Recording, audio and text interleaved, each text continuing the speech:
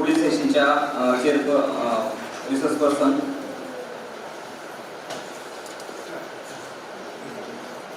Indira Suresh madam यांचे पण आगमन झालेलं आहे आणि तसेच इतिहास विभागाचे विभाग प्रमुख डॉक्टर अर्चना टाक मॅडम त्या पण उपस्थित आहेत. So this is the third session, technical session. We are going to start. The key subject, sub-theme of this session is inter-regional study of rock cut caves. Special refers to Northern Maharashtra. And the resource person is Dr. Nilesh Jadhav sir, and chairperson is Dr. Narayan Suresh sir. So I request our vice principal sir, Professor Saraju Shinde sir, to welcome today's chairman, Dr. Narayan Suresh sir, by offering bouquet and moment.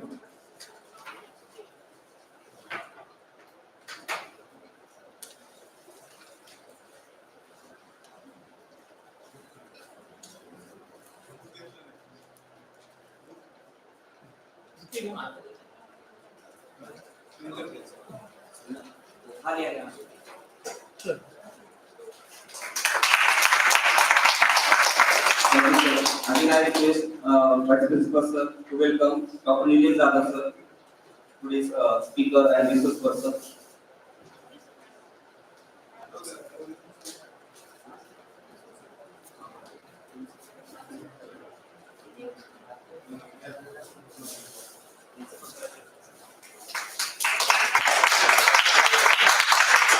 Again, I request Vice Principal sir to welcome. Okay, I request HOD, Lieutenant Dr. Archana Tak Madam, to welcome Indira Suresh, Dr. Indira Suresh Madam, who is going to guide us in this session. Again, I request Dr. Archana Tak Madam to welcome our ex-HOD, Bhanwalkar sir. Sir.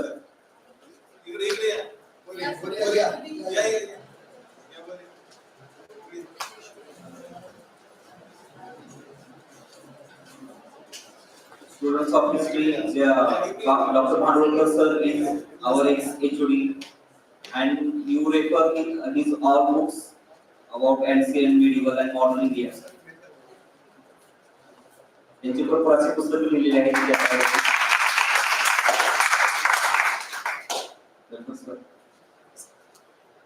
Thank you, all of you.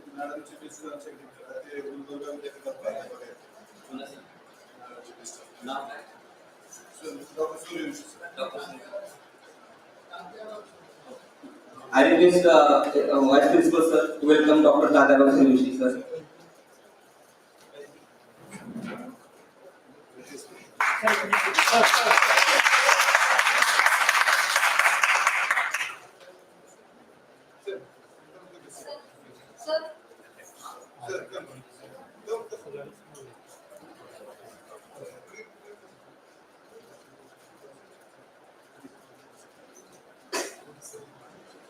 Thank you, sir. I will do a little bit introduction about today's chairperson and speaker. Our chairman is chairperson of this session is Dr. Narayan Suresh sir. From Shivneri Shivneri and he is a renowned person in history subject. He has written many books also and research papers. President of Marathwada Ityahas Parishad. Okay, and that's why and he visit to our department, our college, and there is a lot of contribution of Narayan Suresh suggestion advices are there for the history subject. Next, our today's research person is Dr. Nilesh Jadhav sir. He is from Pune and he is coordinator of ICHR Western Region of India. So whatever we draw for grant for this seminar, so there is a lot of contribution of Dr. Nilesh Jadhav sir for this seminar. Because of his guidance and motivation and with the support, we are conducting this seminar, sir. So our credit goes to you. Again, he's working in Deccan College in ancient history department, that is a culture and archaeology department. His specialization in excavation, especially Rakhi, one of the historical Harappa site, Rakhi in northern India, Haryana, under the guidance of Dr. Vasis Singh sir, and he is also coordinator there. And they both of them have conducted for 7 years excavation in Rakhi, and that again we got one important place that give the evidences of our 5,000 years ago that in Harappa civilization evidences. And again he is studying in our Tamra Pasha in Maharashtra. So there is a lot of contribution of village Abasar in this especially excavation and archaeology field. So we are very highly privileged that we got such great personality for us, and he is going to guide us. So I will not take more time between you and him. I request Dr. Village Abasar to guide us and students on inter-regional study of rock cut caves in special reference to northern Maharashtra.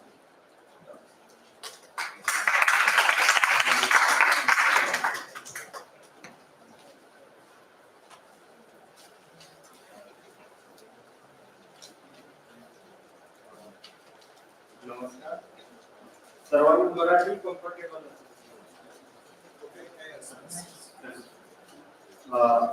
नमस्कार. जय शिवराय. मी Nilesh Jadhav. Basically Deccan college मध्ये Deccan college संस्थेची स्थापना झालेली आहे.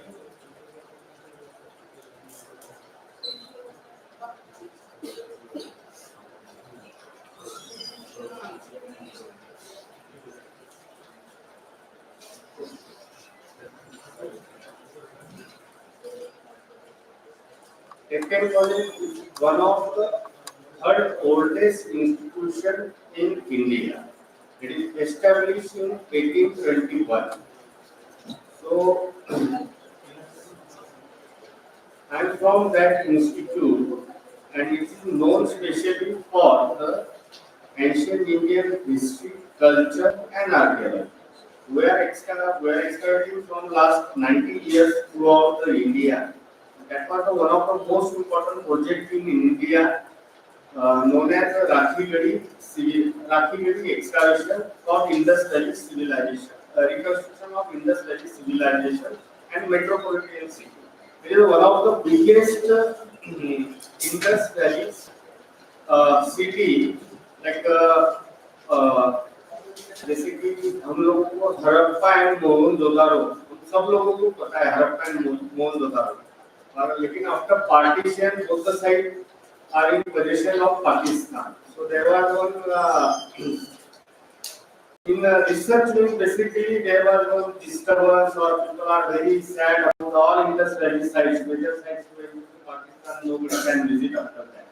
And Archaeological Survey of India initiated one project about the Sindhu Saraswati Homes in 1951 under the direction of Professor A. Ghosh, Director General of Archaeological Survey of India.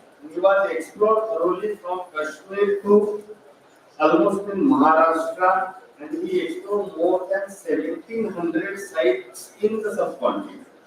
So it is Pakistan में जो 300-400 Indus valley की sites चली गई थी हमारी, उसके ये खोज होने के बाद लगभग 1963 में सर ने प्रोजेक्ट रिपोर्ट सबमिट किया. मोर देन 1700 हड़प्पन और हड़प्पन से रिलेटेड साइट यहाँ पे इंडिया में रिपोर्ट हुई, जैसे कि उत्तर प्रदेश में आलमगीरपुर, कश्मीर में गुरजोम गुरका, महाराष्ट्र में अहमदनगर डिस्ट्रिक्ट के दायमाबाद और गुजरात के कच्छ रीजन पादरी तक. ऐसे 1700 से ज्यादा साइट्स हम लोगों ने उस वक्त रिपोर्ट किए गए, और उसके लिए खास एक्सकवेशन शुरू किए गए कि हड़प्पा मोहनजोदारो जैसे कोई सिटीज हमारे पास है क्या. सो उस वक्त लोथल, बगसरा, धोलावीरा, राजस्थान में कालीबंगा, हरियाणा में बनावली, यूपी में आलमगीरपुर, महाराष्ट्र में दायमाबाद, ये पूरा स्थलों का बहुत बड़े पैमाने पे एक्सकवेशन किया गया. और इंडस वैली साइट्स का एक्सपेंशन और इंडस वैली साइट्स के बारे में, उस संस्कृति के बारे में ज्यादा से ज्यादा खोज करने का प्रयास हुआ। लेकिन 1994 में डॉक्टर अमरेंद्रनाथ जी ने हरियाणा स्थित हिसार जिले में राखीगढ़ी का पहला एक्सकैवेशन शुरू किया। तब उन्होंने जब उन्होंने वहां खोज जारी रखा तो उन्होंने भी लगभग 2001 तक वहां पे उत्खनन किया हुआ है। तो वहां पे उन्होंने देखा कि मोर देन 7 से ज्यादा पुराने टीले, जिनको हम एंशिएंट माउंट बोलते हैं, हैबिटेशन माउंट, वो खोज निकाले। That is more than around 100 Hector. और जब हम लोगों ने 2007 से लेकर 11 तक सर्वे का काम राखीगढ़ी में किया और एक्सटेंशन ऑफ द साइट, जैसे एक्सटेंशन आप जैसे कि आप सिटी में रहते हो, सिटी के एक कोर सिटी होता है, कोर सिटी में सबब होते हैं, सबब से कॉलोनीज तैयार होती है।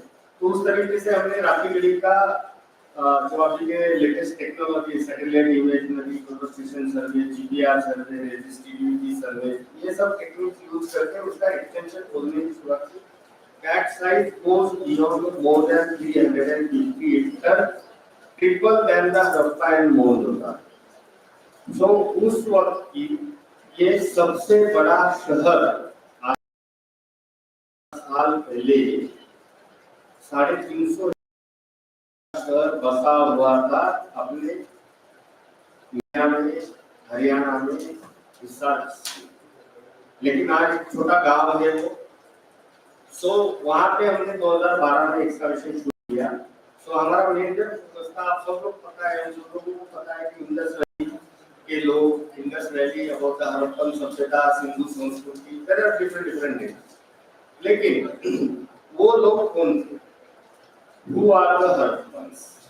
ये आज तक का लगभग पिछले 1921 में सबसे पहला हड़प्पन सिविलाइजेशन का पूरा स्थल मिला था। और जहाँ पे ब्रिटिश मार्शल करके एक अधिकारी था, उसने एक्सकैवेशन शुरू किया था। उसमें भी 2 एक्सकैवेटर जो थे, 2 में थे, दयाराम साहनी और अकबरदास बैनर्जी।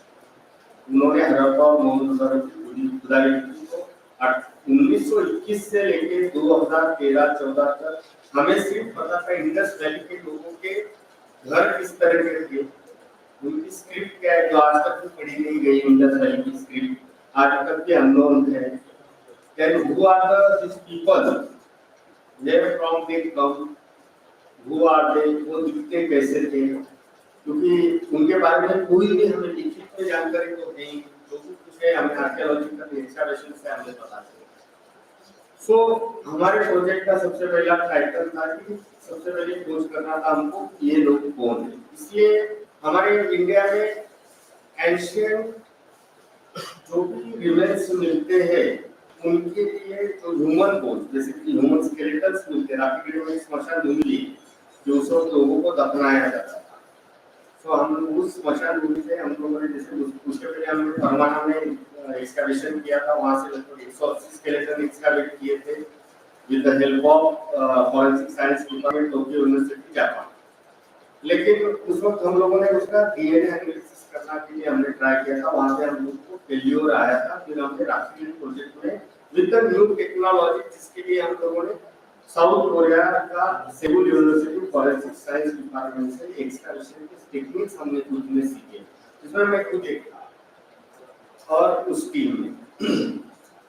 और हम लोगों ने लगभग अराउंड 80 स्केलेटन मानवीय कंकाल उस वर्ष के हमने खोज के निकाले। और सबसे पहली दुनिया में सबसे पहली बार हम लोगों ने उन लोगों का डीएनए एनालिसिस करने की कोशिश की। और इसमें हम लोगों का अभी तो ये सब अंडर रिसर्च प्रोजेक्ट चल रहा है, कुछ स्केलेटन का हमको डीएनए मिला हुआ है, लेकिन कंपैरिजन के लिए हमारे पास और कोई डीएनए अवेलेबल नहीं है। सो उसके बाद के डीएनए एनालिसिस बहुत सारी जगह पे होता है, लेकिन वो बाद के सारे लगभग 1000-2000 साल के बाद के स्केलेटन रिमेन्स है जिनके डीएनए एनालिसिस, लेकिन कंटेम्पररी इसमें अभी तक कोई नहीं। इसलिए अभी सनोली आप सब लोगों ने शायद सुना होगा, न्यूज़पेपर में पढ़ा होगा, देवाजन career found before 2 years of DSI। तो सनोली में भी हड़प्पन कालीन कंकाल मिले, उनका भी डीएनए जो हो रहा है। तो जल्दी हम लोग इस रिजल्ट पे अभी आ जाएंगे। लेकिन प्राइमरी जो आउट हुए डीएनए के रांची विलेज से, उसमें एक बात पता चली है कि हम लोग जितना इंडियन सब कॉन्टिनेंट में जितना H1 R1 जो हमारा डीएनए आज भी हम लोगों के पास हमारे इसमें है, कम ज्यादा स्वरूप में है। कहीं पे R1 ज्यादा है, कहीं पे H1 ज्यादा है, नॉर्थ इंडिया साउथ इंडिया में वही सेम डीएनए 5000 साल पहले उन लोगों का। लेकिन और मोर रिसर्च एडिशन मोर और ये करने के लिए हमें सैंपल्स की जरूरत है, इसलिए फर्दर रिसर्च चलता है। जैसे जैसे सैंपल साइज बढ़ता जाएगा वैसे वैसे वो ये डीएनए एनालिसिस के रिजल्ट्स क्लियर होते जाएंगे। सो इस तरीके से बेसिकली आर्कियोलॉजिस्ट काम करते हैं। मेरा कहने का शुरुआत यही था कि व्हाट इज द आर्कियोलॉजी। ये आर्कियोलॉजी में डॉक्टर मैंने जैसे आपको बताया कि ह्यूमन स्केलेटन का हम लोग स्टडी करते हैं, तो इसमें हमें एंथ्रोपोलॉजी का भी सपोर्ट लेना होता है। देन जो भी एक्सकवेशन करते हैं, एक्सकवेशन में हमें जो भी मेटल रिजल्ट्स मिलते हैं उसके लिए केमिकल एनालिसिस हमें उनको ट्रीटमेंट करना होता है, क्लीनिंग करना होता है। देन जियोलॉजी का जो भी मिट्टी बनती है, जो भी कुछ किस चीज से वो चीजें बनाई गई हैं, जैसे कच्ची ईंटें वगैरह होगी या पक्की ईंटें होगी, उसके लिए हमें जियोलॉजी का सपोर्ट लेना होता है।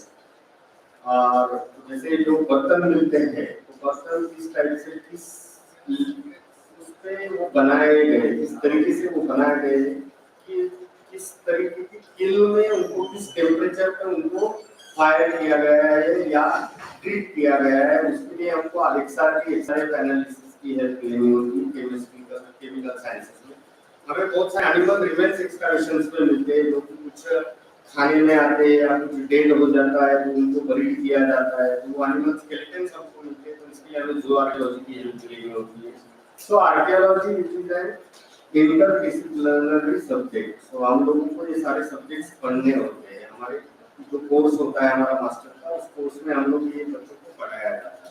इसके लिए हमारे इन सब के चीज़ों के लिए पढ़ाई के लिए हमारे साथ लैब डेवलप किए गए हैं, और वो सारी लैब हमारे कैंपस में ही, तो हमारे स्टूडेंट्स या जो रिसर्चर्स है वो उन लैब का हेल्प लेके अपना रिसर्च और मोर साइंटिफिकली प्रूव करने की कोशिश करते हैं। So I am from that institute, और ये स्थित है पुणे में। इसकी शुरुआत जैसे मैंने बोला कि 1820 में हुई। इसका शुरुआत क्योंकि खुद ही एक इंस्टीट्यूट का ही एक खुद का एक इतिहास है। 204 साल आज हो गए इंस्टीट्यूट को शुरू होते। सो और हमें बहुत अच्छा लगता है जब इंस्टीट्यूट के बारे में हम बोलते हैं हमारे। और उस इंस्टीट्यूट से क्या मैंने सर मैंने एमए वहीं से किया है, देन पीएचडी में वहीं से हूँ, और आज फैकल्टी भी मैंने तो बहुत सारे मेरे जो टीचर्स हैं, मेरे गाइड जो है professor Vasant Shinde, he was also completed his master from Technicolor, then PhD, and he retired as a vice chancellor from Technicolor. We have a deemed university, it is not a college, but Britishers ने इसको Deccan college नाम कब से दिया था? It was a part of Pune University in 1989. और 1990 में हम लोगों को डीम्ड स्टेटस मिल गया, तो फ्रॉम 1990 हम लोग डीम्ड यूनिवर्सिटी चल रहा है। So we have only 3 departments: ancient Indian, history, culture, and archaeology. Then Sanskrit and lexicography. It is also very interesting subject, lexicography. आप सब लोगों को डिक्शनरी पता होगा। So लेकिन ये डिक्शनरी बनाते कैसे? ये बनाया कैसे जाता है डिक्शनरी? इसका एक मास्टर का कोर्स हमारे यहाँ चलता है लेक्सिकोग्राफी। तो उसके लिए भी हमारे यहाँ स्टूडेंट्स हैं। देन लिंग्विस्टिक्स, जो भाषा शास्त्र, जो आज हम बोल रहे हैं मराठी, हिंदी, इंग्लिश, लेकिन ये भाषा की शुरुआत कैसे? तो इसके लिए लिंग्विस्टिक्स का स्टडी हमारे यहाँ किया जाता है। Both the three subject again it is related to heritage and interdisciplinary, क्योंकि हम लोगों को बहुत बार लैंग्वेज स्टडीज के लिए या संस्कृत लिटरेचर के लिए उन डिपार्टमेंट्स का हेल्प लेना होता है। बहुत बार जहाँ पे हम लोग एक्सकर्शन के लिए जाते हैं वहाँ पे कुछ ऐसी चीजें हमें ऑब्जर्व होती है कि इन दोनों डिपार्टमेंट्स का हमें सपोर्ट लेना। सो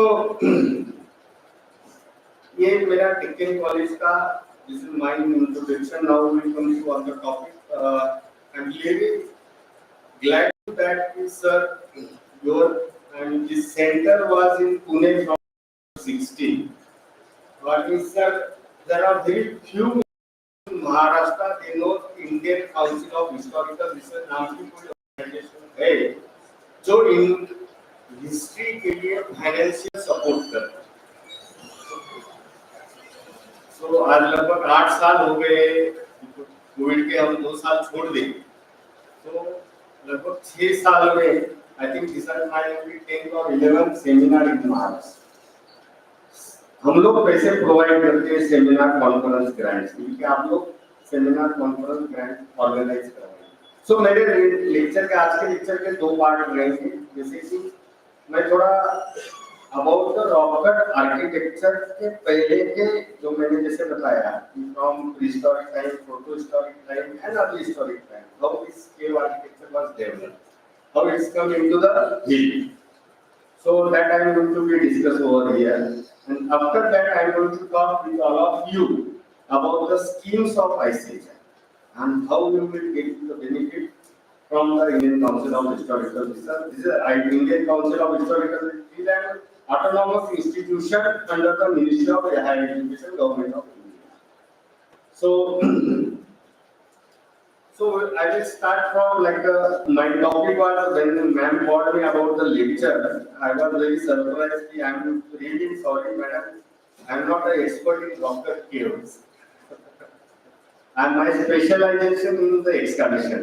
उसके लिए बहुत अच्छे मराठी में और हिंदी में कहावत है, गड्ढे मुझे उखाड़ना। So my specialization वही है, जो जमीन के अंदर गड़ा हुआ है उसको मैं बाहर खोज के निकालता हूँ और उनको बोलने के लिए मजबूर करता हूँ कि बताओ आप कौन है। और आप so that is called archaeology. बहुत simple language में, जैसे my specialization in excavation about the ceramics and especially in skeleton remains excavation. So जैसे सर ने बताया कि मैं लगभग हरियाणा में 12 से 13 साल इंडस वैली सिविलाइजेशन में जो फरमाना, मिठापुर, गिरावल, राखी गढ़ी इस पूरा स्थलों पे एक्सकर्शन किया है, करसोला। Then my micro specialisation in the ceramic study, जो आपको बर्तन मिळते पॉटरी या खापर आपण ज्याला म्हणतो, तर खापरांवरून त्याच्या कडांवरून काळ ओळखण्याचे माझा अभ्यास आहे विशेषतः। मी काम करत असतो। There are not only physical features वरून आपण, there are scientific procedures can be identified about the material, about the thermoluminescence dating through आपण त्याचं सांगू शकतो की याचा वाचण्याचा काळ आणि कधीचा असू शकतो। त्यानंतर माझं महाराष्ट्रात बेसिकली सर काम करतो ताम्र भाषा इन महाराष्ट्रीयन, जे कंटेम्पररी उस जसं इंडस वैली सिविलाइजेशन नॉर्थ में सप्त सिंधु रीजन में फ्लरिश हो रहा था। Other the rest of India there was a regional chalcolithic cultures, like we have till today we have different diversities, so like Kashmiri people, UP, Bihar, Maharashtra, then Rajasthan, Kerala, Tamil Nadu, Andhra Pradesh, they all are their habits are completely different, their cultures are different, but still we are together. So this is not made by us, किसी ने हमको ये दिया हुआ नहीं है। So before 5,000 years, not only 5,000 years, our archaeology suggests that कि around 1 lakh to 2 lakh years से हम लोग ऐसे ही रहे। जो स्टोन एज मैन था उस वक्त से हम लोग डाइवर्सिटी यूनिटी में रह रहे हैं। So that is the बस थोड़ा बहुत इसका फर्क है। उधर इंडस वैली सिविलाइजेशन का उनका ट्रेड नेटवर्क बहुत अच्छा था। So they have very huge monumental structure, monumental sites, but the regional Chalcolithic people have smaller settlements based on the agriculture subsistence.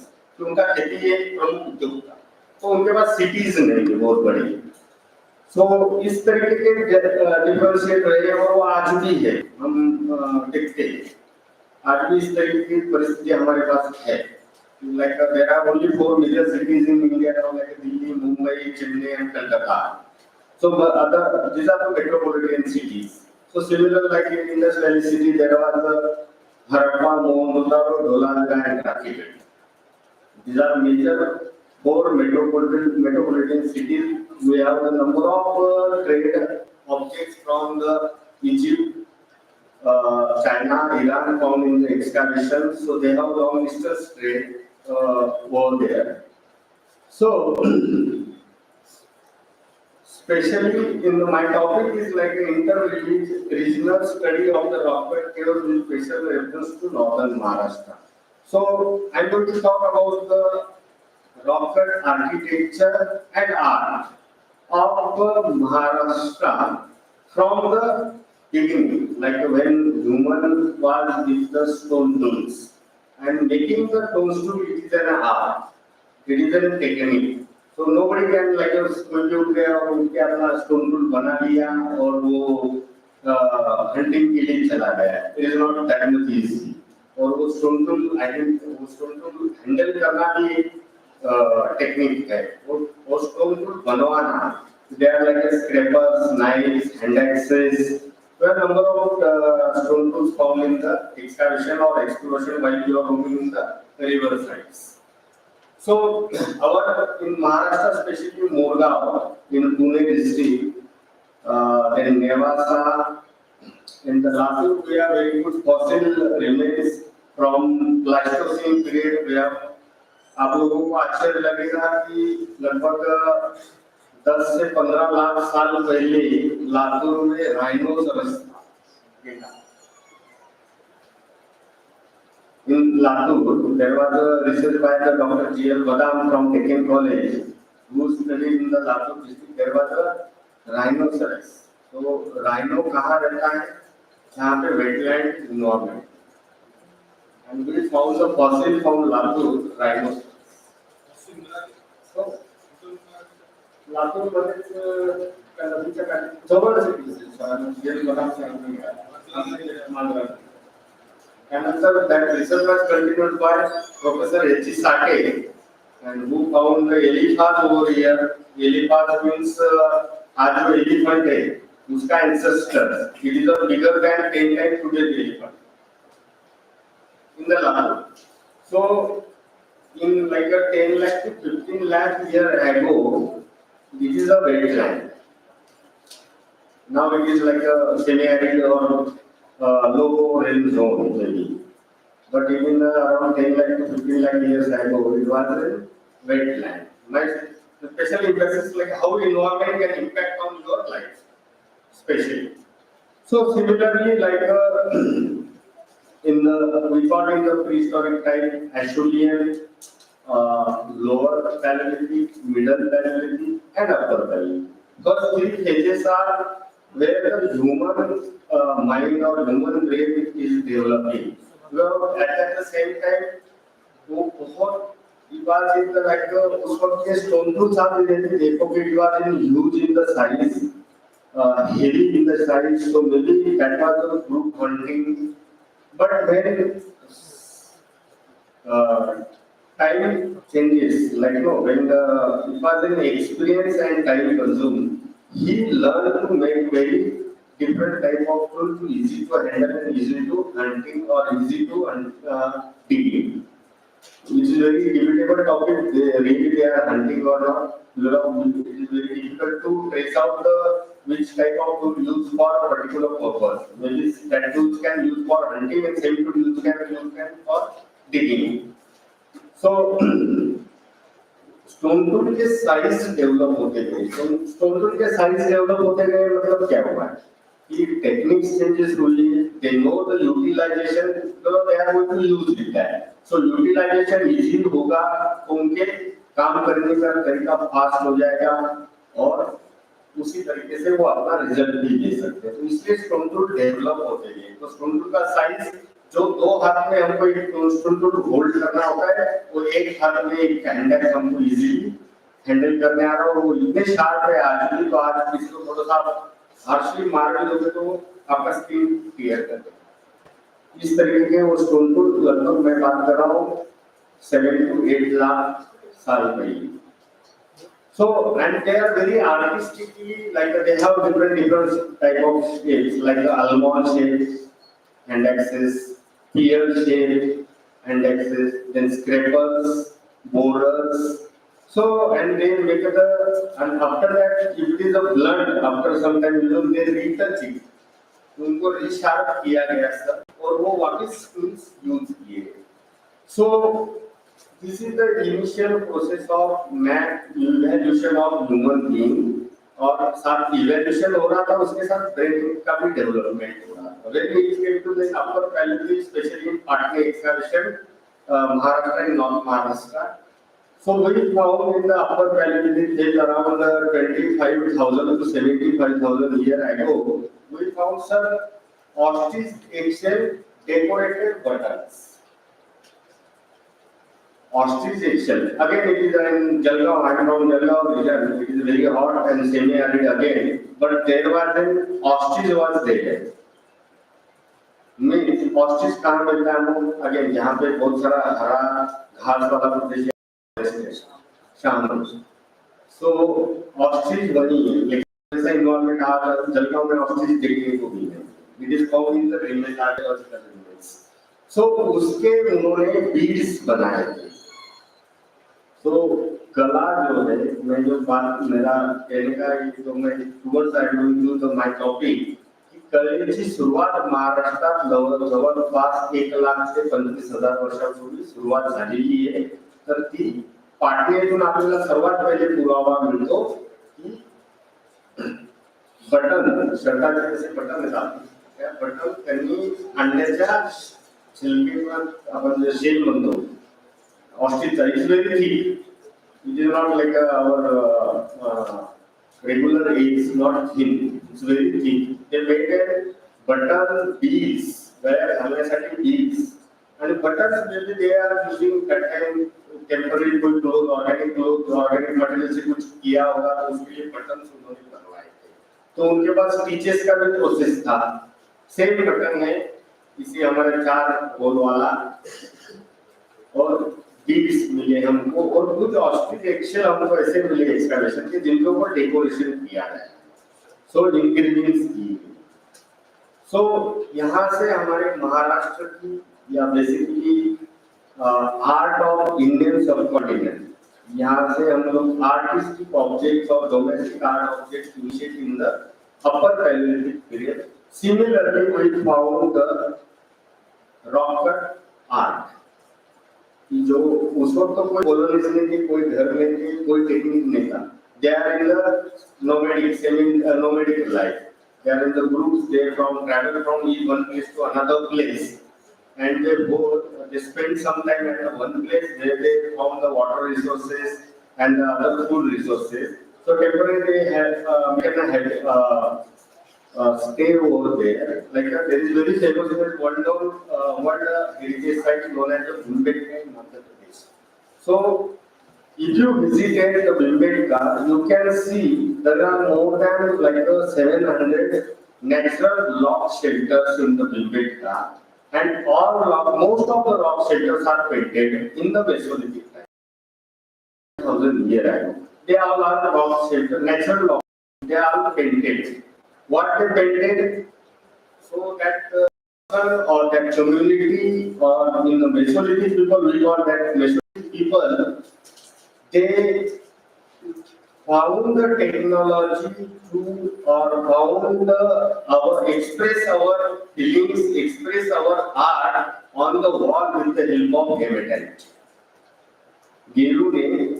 गेरूचे दगड जे असतात आपल्याला नदीत मिळतात किंवा जंगलात मिळतात त्याचे त्यांनी गुहेमध्ये चित्र काढलेली सर. तर चित्र अशा प्रकारची आहे की हंटिंग सीन्स आहे की ग्रुप एखाद्या हरणाच्या कळपाच्या मागे लागलेला आहे की they are trying to hunt a deer, then they are trying to catch a elephant, then simultaneously they began like they are staying in the colonies in the groups.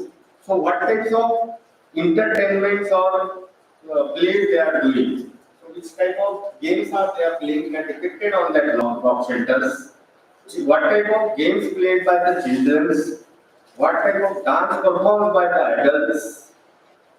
And not only this thing, there was an animal, maybe a buffalo or a cow. They shown in the drawing. In the stomach, they show small calf in that stomach. So it is a pregnant cow. I was not talking about the 30 years or 20 years when sonography came. I am talking about 25,000 years ago. That people know about the without any medical science or anything. उनको पता था कि pregnancy के अंदर गाय के या buffalo के अंदर पेट के अंदर बच्चा है and they depicted and the right place. This is very famous painting. If you Google Ambedkar rock painting, license or you will find that. So this type of art, what is the art basically? Your emotions, your feelings to express. So there was a very famous Vasudev Agarwal in Indian who talk about the Indian art and architecture who said भारतीय कला ही भारतवर्षाचा विचार तत्वज्ञान आणि संस्कृती यांचा आरसा आहे. So whatever you see in the art, architecture, in the form of chaos or in the form of different way, that is the mirror of our culture. That is the reflection of our culture and then religion. And we have three major religions: Buddhism, Hinduism, and Jainism. So all all belong to all three faiths. So similarly, when we enter in the after Mesolithic age, there was in Neolithic age, there was the discovery of fire and wheel.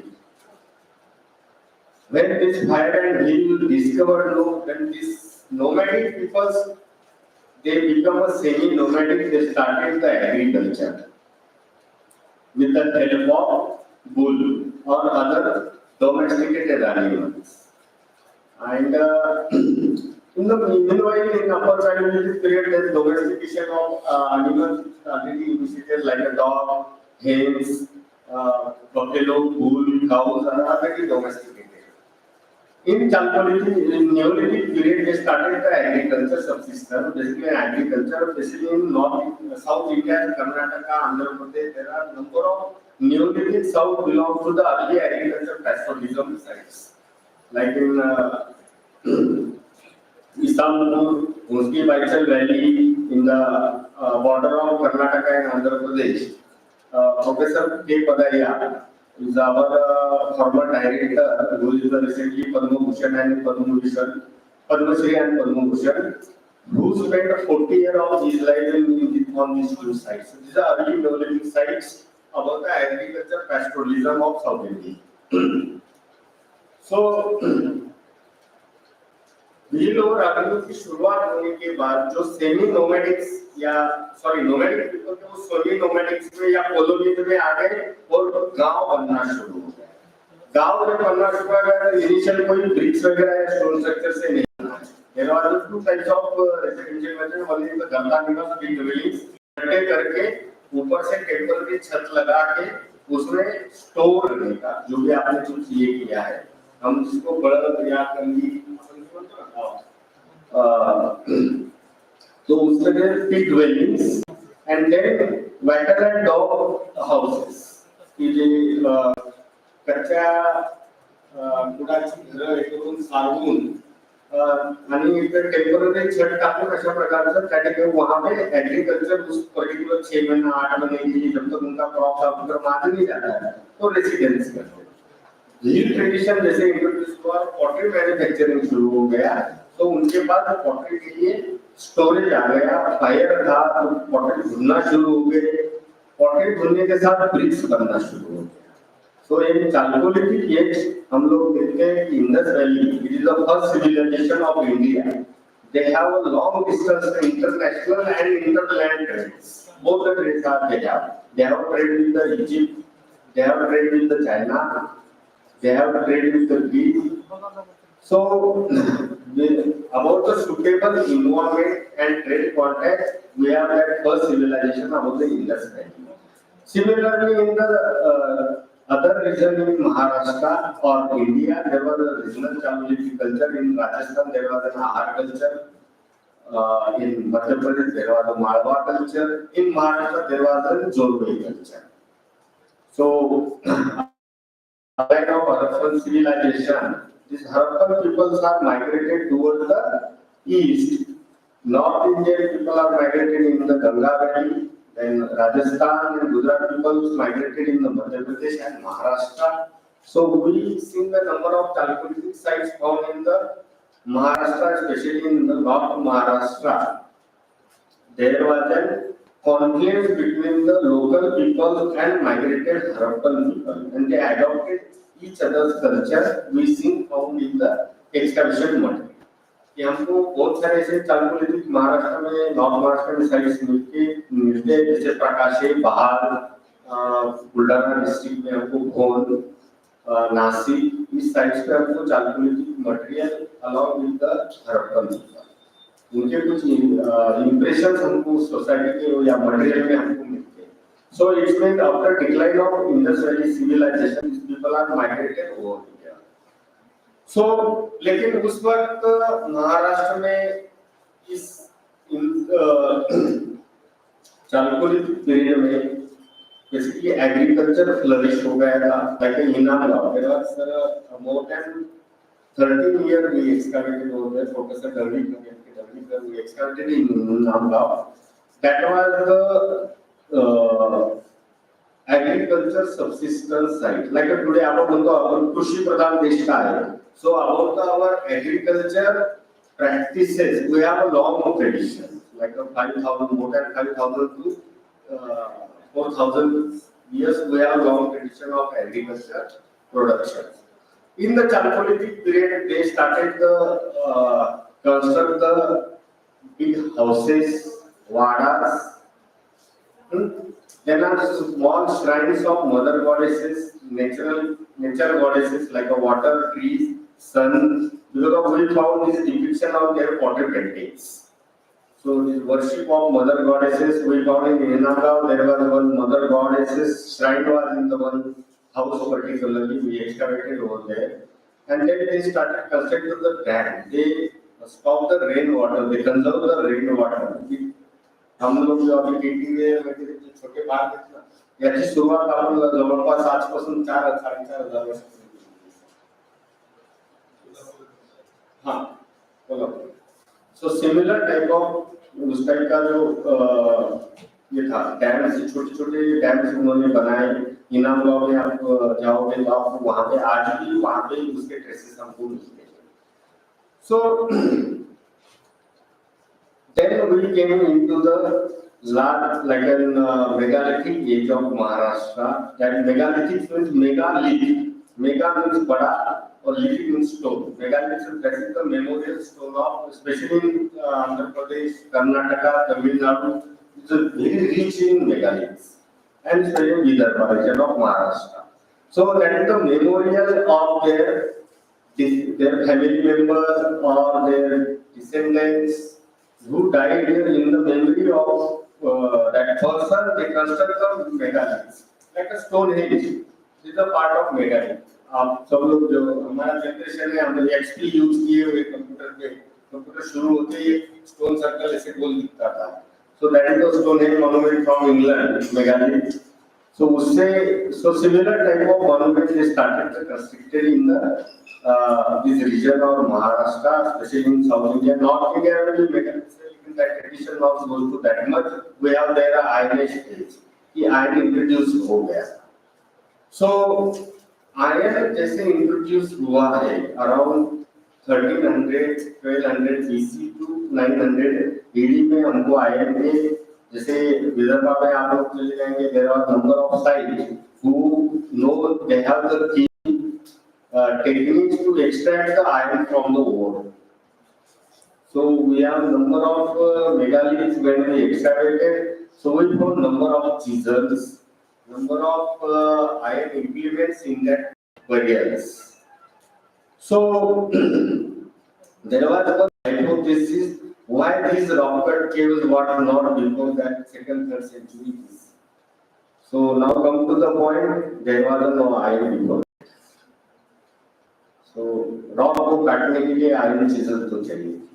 So this, when this history or techniques or achievement of extract the iron from the ore, it is a technical achievement of subcontinent. And they started that like no, that is the हम जो पढ़ते हैं 16 महाजन पदार्थ. 16 महाजन पदार्थ, and then Magad, who is the powerful ruler in Indian subcontinent, Samrat Ashok, Chandragupta and Samrat Ashoka. And earlier, the earliest cave rock-cut caves goes back to second, third century BC in the Magadha period, contemporary Buddha period. So, why if you want to dig the caves in the hill और पहाड़ में हमें खोजना तो उस hardness का material हमारे पास चाहिए था तो वो आया। सो मैंने जो अभी तक बताया कि वो इसका हम लोग जब हम लोग बात कर रहे थे प्री स्टोन टूल्स, पत्थर से बने हुए टूल्स, देन चालकोलिथिक एज में कॉपर से बने हुए टूल्स, लेकिन कॉपर है smooth, it don't have hardness that much. We can cut the stones. Then Iron Age, around the 900th century BC. So when the irons came, the weapons are developed, techniques are developed, and the second urbanization initiated around 3rd century BC in India. With the help of about that, we have a number of contacts or invention around second, third century, second century BC, like inventors. So like this, all cave architecture have a influence of Iranian technique of polishing and the Barabar Hill caves or Lomosarishi caves. They are highly polished caves because of there is a hypothesis by the Indian archaeologists or who working in the cave architecture that these techniques or maybe these techniques are obtained from the Iranian people. Because of around second century, first century BC, we have very good like Kshatrapa invention. Iranians are there in India, so they started. Then we can see the lion capital, bull capital. These all are basically polishing techniques and craftsmanship. So we can see the initial stage of art and architecture and how these art are evolved from Mesolithic times to the rock-cut caves of second century BC till rock-cut initial or introduction of rock-cut caves. After that, if you think carefully or if you observe about the rock-cut cave, maybe from yesterday there were a number of papers maybe over here about the rock-cut architecture. We can see the pillars within the cave. We can say upside down roofs with the wooden. What we can say? Arches, wooden arches in the. So when they excavated the caves, but simultaneously they placed the wooden arches inside the caves with the help of stone pillars. Why? Similar style of structure, wooden structure they constructed on the ground, and that is the imitation or replica they try to make it in the hills. So because of that. क्योंकि rocks को तो wooden तो support नहीं करता है, rock को तो वो उतना वेट नहीं कैच कर पाएगा, फिर भी उन्होंने वुडन आर्चेस जो है वो वहां पे लगाए। आप लोग यदि जाओगे बेड़सा कार्ली, यहाँ पे आपको वुडन आर्चेस आज भी है, around second century first century BC wooden arches. लेकिन वुडन आर्चेस क्यों लगाए गए, नीचे क्यों लगा रहे हैं, जब ग्राउंड में बना रहे हैं वो तो वुडन स्ट्रक्चर बना रहे हैं, वुडन स्ट्रक्चर बनाने वुडन पिलर थे, वुडन आर्चेस थे, फिर उसके ऊपर छत था और फिर वो चैत्य विहार बनाए गए या अपसाइडल टेंपल्स बनाए गए, टेंपल श्राइन्स बनाए गए। उसकी सिमिलर रेप्लिका हमको यहाँ पे दिखती है केव्स में लगाई, जबकि उसकी जरूरत नहीं है। लेकिन जिसने केव्स का काम बनाया या शुरू किया होगा, he is a well versed in the wooden craftsmanship. And that similar techniques he was taken in the stone rock-cut caves. Later on, if we see the Bedsa caves, there were the stone arches in that. With the simple Chaitya, they have the stone arches. So it is the later development of viharas. And simultaneously we can see, but it is a later development in the Pital Burak caves. there was no pillars, only squarish vihara house over there. So till like जब उन्होंने caves बनाना शुरू किए, similar जो ground पे structure जो उन्होंने अपसाइडल structure जो बनाए थे, उसका पूरा का पूरा वो स्ट्रक्चर अनसाइड द रॉकेट में बनाया। फिर उसके बाद उन्होंने जरूरत नहीं है, फिर उन्होंने स्टोन स्ट्रक्चर नहीं बनाया। फिर बाद में शायद उनको स्टेज है रॉकेट आर्किटेक्चर की कि इनकी कोई जरूरत नहीं, रॉकेट की जरूरत नहीं, जो आर्चेस लगाए, जो पिलर्स जरूरत है पिलर्स की, तो जो प्रदक्षिणा पथ और इसके लिए वो फंक्शन कर रहा है। और pillars are useful for the writer inscription. There are number of inscription found in the all pillars of the कार्य भाया बेसा। सो लेकिन आपको वही चीज आपको दिखेगी पीतल खोरा केव्स में, जो स्क्वेरिश प्लान है और विदाउट एनी पिलर और आर्चेस, वो फ्लैट रूप है, कोई अपसाइडल कोनिकल आर्च पॉइंट ये वहां पे। So that these are early stages of rocket architecture of Western Maharashtra basically. Later on, there are a number of development over there. Then Vihara, Chaitas, like in Bedsa, we have the memorial galleries, stupas galleries over there.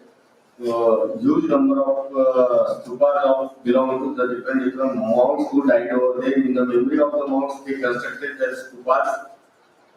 So later on, when we came into like in North Maharashtra, I found the one cave near Nagar fort that belongs to the around 8th 9th century AD, early medieval period. But it had the entrance from the top.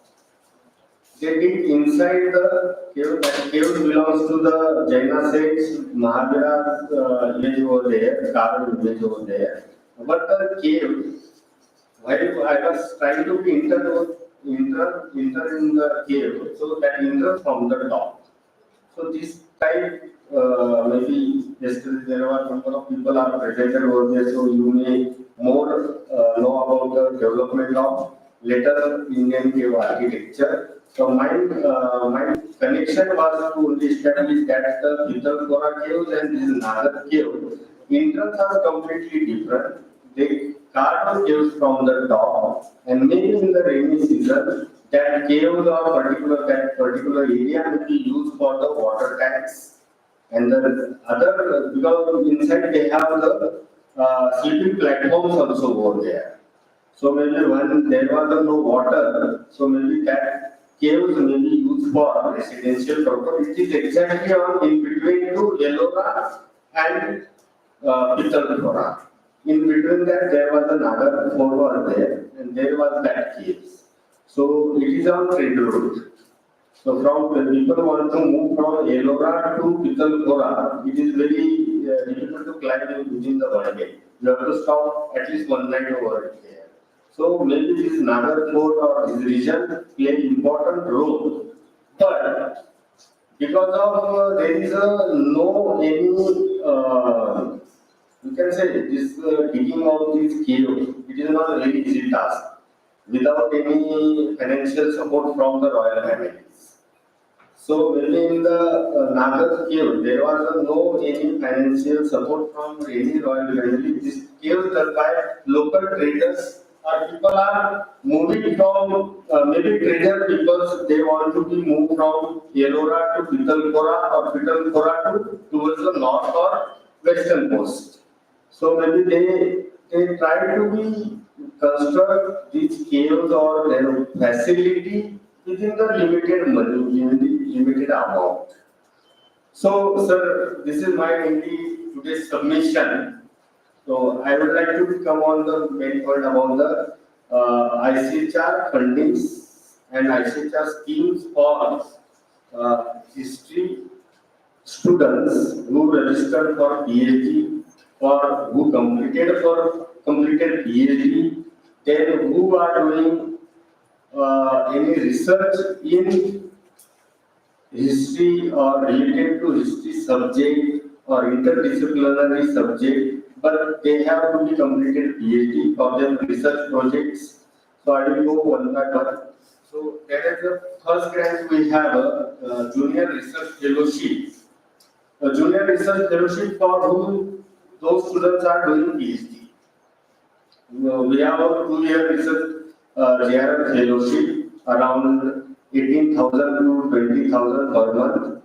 So they can apply like yes, they just last week we had exam in Pune. Early before we don't have center in Maharashtra.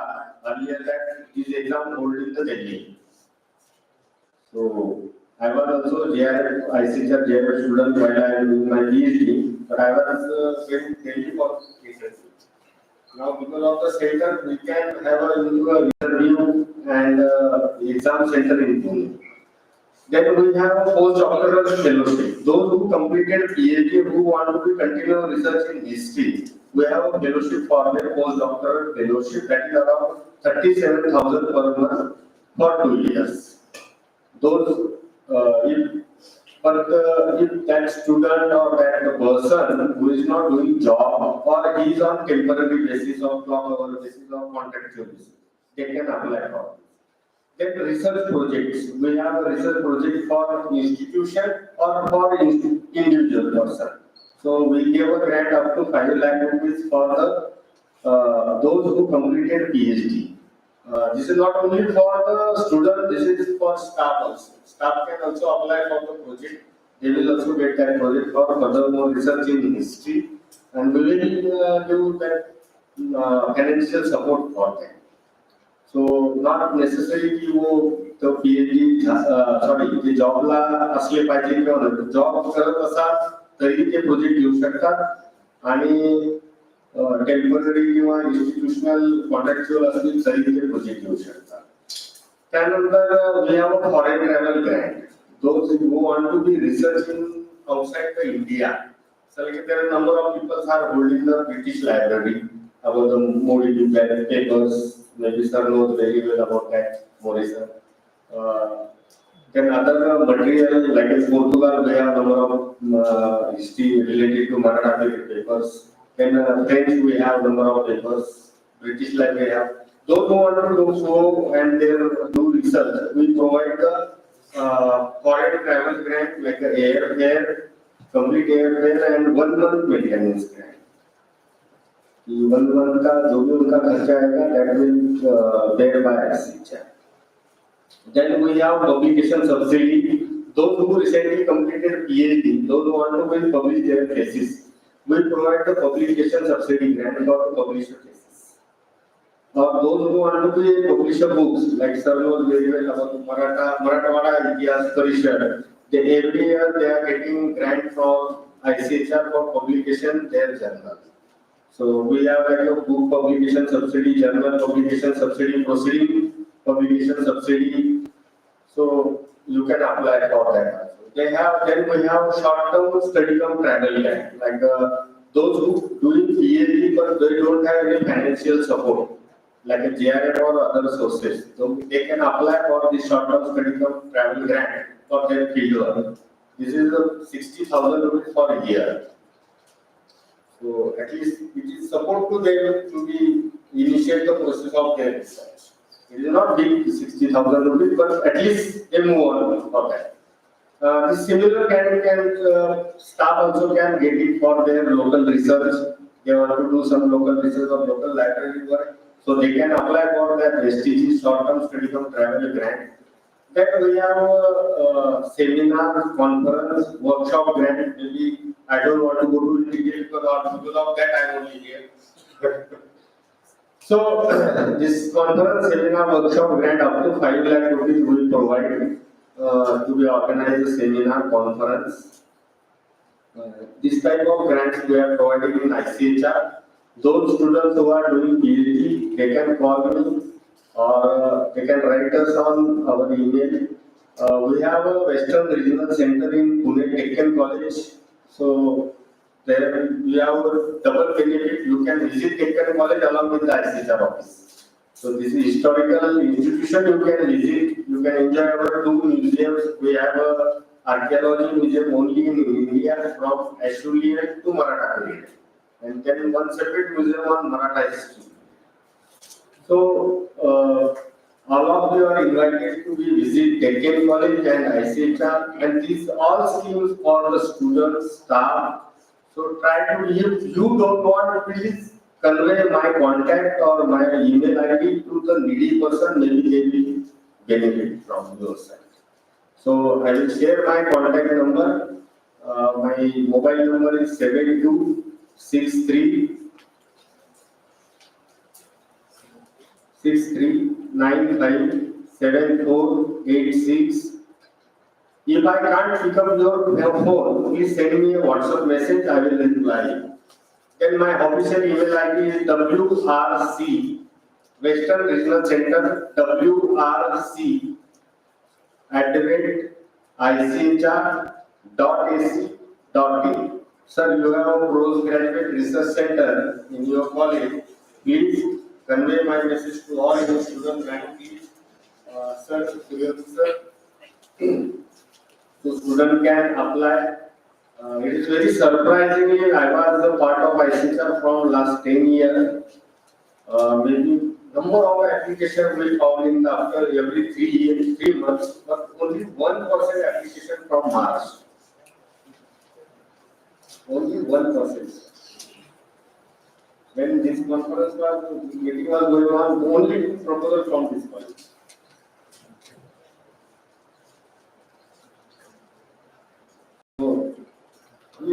So it is my request to all, please share this with your friends, your staff. So they will maybe some will found some good researcher or good historian from the you or because of you. So thank you very much. And thank you very much. Especially thanks to my staff ma'am, those invited me and we already ma'am called me twice a time. Please sir attend this session.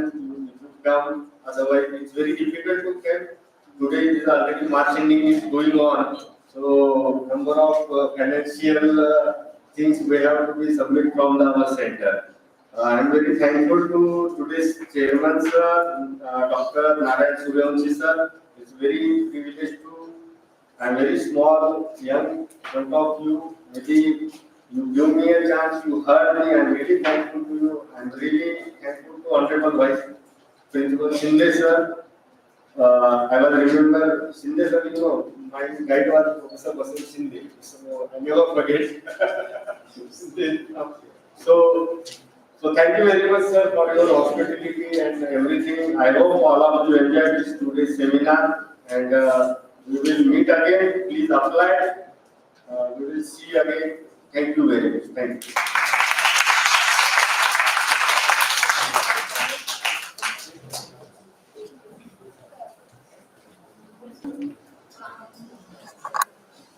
मी खूप प्राचार्यांनी करतो की त्यांनी आजचे जे research person आहेत त्यांना ग्रंथभेट देऊन त्याचा सन्मान करावा.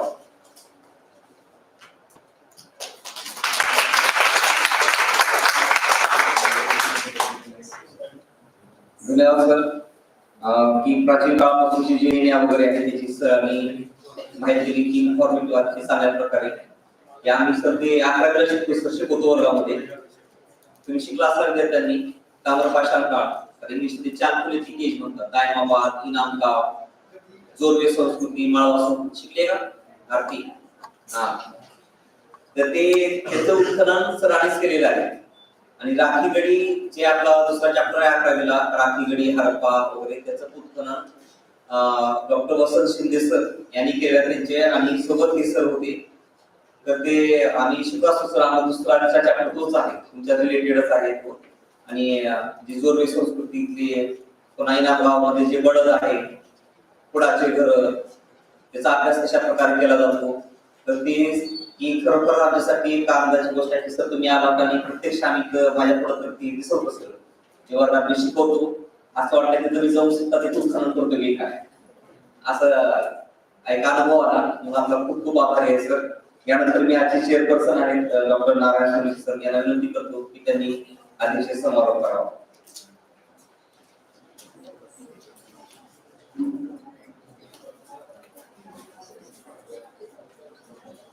आज या ठिकाणी राजर्षी शाहू महाविद्यालय नागपूर व ICHR यांच्या संयुक्त विद्यमाने हे राष्ट्रीय परिषद राष्ट्रीय चर्चासत्र या ठिकाणी आयोजित केलेला आहे. या कार्यक्रमाचे अध्यक्ष या महाविद्यालयाचे प्राचार्य सदाशिव शिंदे सर, त्याचबरोबर आमचे गुरु आणि मार्गदर्शक भांडवलकर सर, आत्ताच आलेले वय बघा सरांचं सुगत जोशी सर. एक काळ असा होता की वाहून घ्यायचे लोक, तशापैकी एक इतिहासाला वाहून घेतलेलं व्यक्तिमत्व आहे ज्यांनी प्रोफेशन केलेलं नाही. नोकरी पगार हा उद्देश त्यांचा नाही, फक्त इतिहासाचं संशोधन करणे, इतिहासाची पुस्तकं तयार करणे आणि ते आपल्यापर्यंत पोच करणे हा त्यांचा मूळ उद्देश आहे. आणि पोटाचे धन्यवाद आपण शाळेवर ते खूप महत्वाची गोष्ट आहे. त्यानंतर मी भांडवलकर सरांचंही बोललो की हेड डिपार्टमेंट आहे तुमच्या कॉलेजचे, इतिहास विभागाचे विभाग प्रमुख आहे माझी विभाग प्रमुख आता टाक मॅडम आहे, त्याच्या अगोदर भांडवलकर सर होते. तर भांडवलकर सर, त्याचबरोबर दुसरे डॉक्टर निलेश सर ज्यांनी आता तुमच्या समोर हे जे काही व्याख्यान दिलं त्याच्या अनुषंगाने मी पुण्यामध्ये शिकलो, योगावर माझी PhD तिथे झाली आणि त्यांच्या कॉलेजला मला जाण्याचा बऱ्याच वेळा योग आला.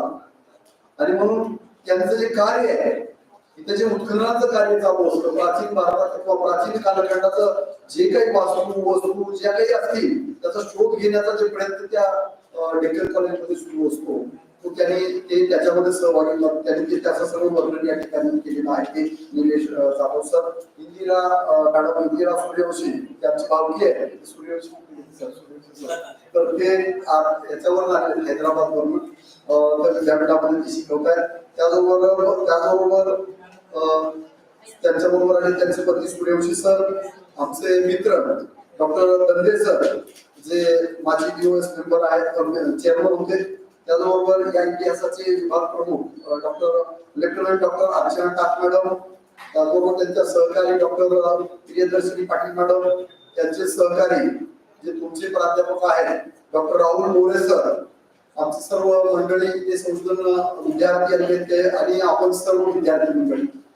खरं तर एक गोष्ट आहे, इतिहास हा तुमच्या आमच्या जवळ आहे, तुमच्या आमच्या आसपास आहे.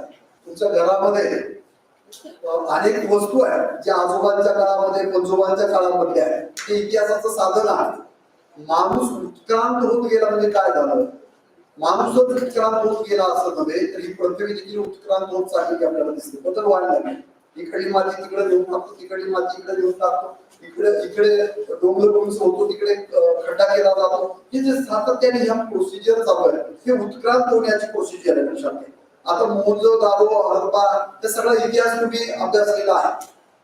मोहनजोदारो हडप्पाचा म्हणजे सिंधू संस्कृतीचा सगळा इतिहास तुम्ही अनुभवलेला आहे. आता त्या काळातली माणसं काही कुठून आपल्याला सांगत नाही, ते माझं घर होतं, ते तुझं घर होतं, ते पायाने नसला त्या विटांनी भाषा वाचल्या, काही सांगत नाही. पण अशा प्रकारची जी संशोधक मंडळी आहे ती संशोधक मंडळी त्या ठिकाणी जातात, उत्खनन करतात आणि उत्खनन केल्यानंतर तिथे ते त्या काळातली आम्ही आहे असं समजून त्या साधनांना, ऐतिहासिक साधनांना बोध करण्याचं काम केलं जातं.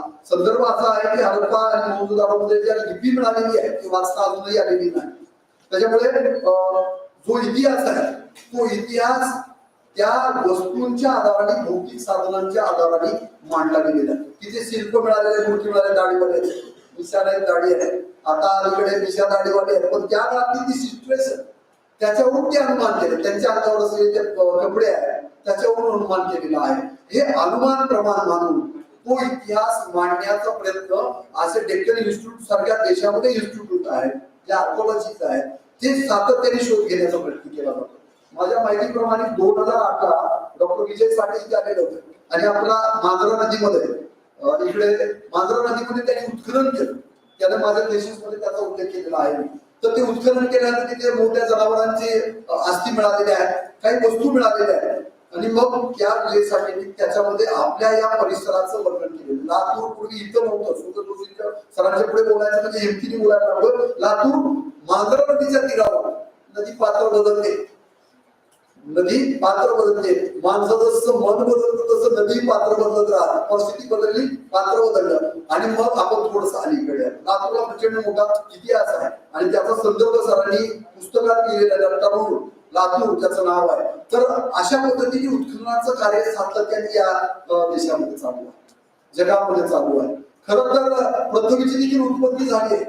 पृथ्वीची देखील उत्पत्ती झाली. आज जी पृथ्वी आहे ती हजार लाखो वर्षापूर्वी कशी उत्पत्ती झाली, द्रव रूपामध्ये, घन रूपामध्ये, आणि त्याच्यानंतर मग त्या पृथ्वीवर मग पुन्हा हळूहळू मनुष्य किंवा जीव जंतू उदयाला, उत्तर ध्रुवावर थंड वातावरण तयार झालं आणि मग तिथे जीव उदयाला, आणि ते मग पहिला जीव कोणता, मग आमिबा, आणि त्या आमिबापासून आपण उत्क्रांत होत आलेली ही माणसं, माकडाची माणसं. लक्षात घ्या, माकड चाळे आजही माणसं करताना दिसतात. ते गुण त्या पूर्वजांचे आपल्यामध्ये असल्यासारखं मला आपली वाटतं. आणि म्हणून तो इतिहास असा उत्क्रांत होत गेलेला आहे. परिस्थिती आजही तुम्ही जर त्या माकडांच्या संदर्भाने जर तुम्ही तुलना करत चाललो तर त्या प्राण्यांच्या बरोबर आपण तुलना करत असताना आपल्या त्याचे गुण आहेत का, आणि आपल्या अवयवावर त्याच्या काही गोष्टी आजही जाणवताना आपल्याला दिसतात. त्यानंतर मानवाची उत्पत्ती झाली.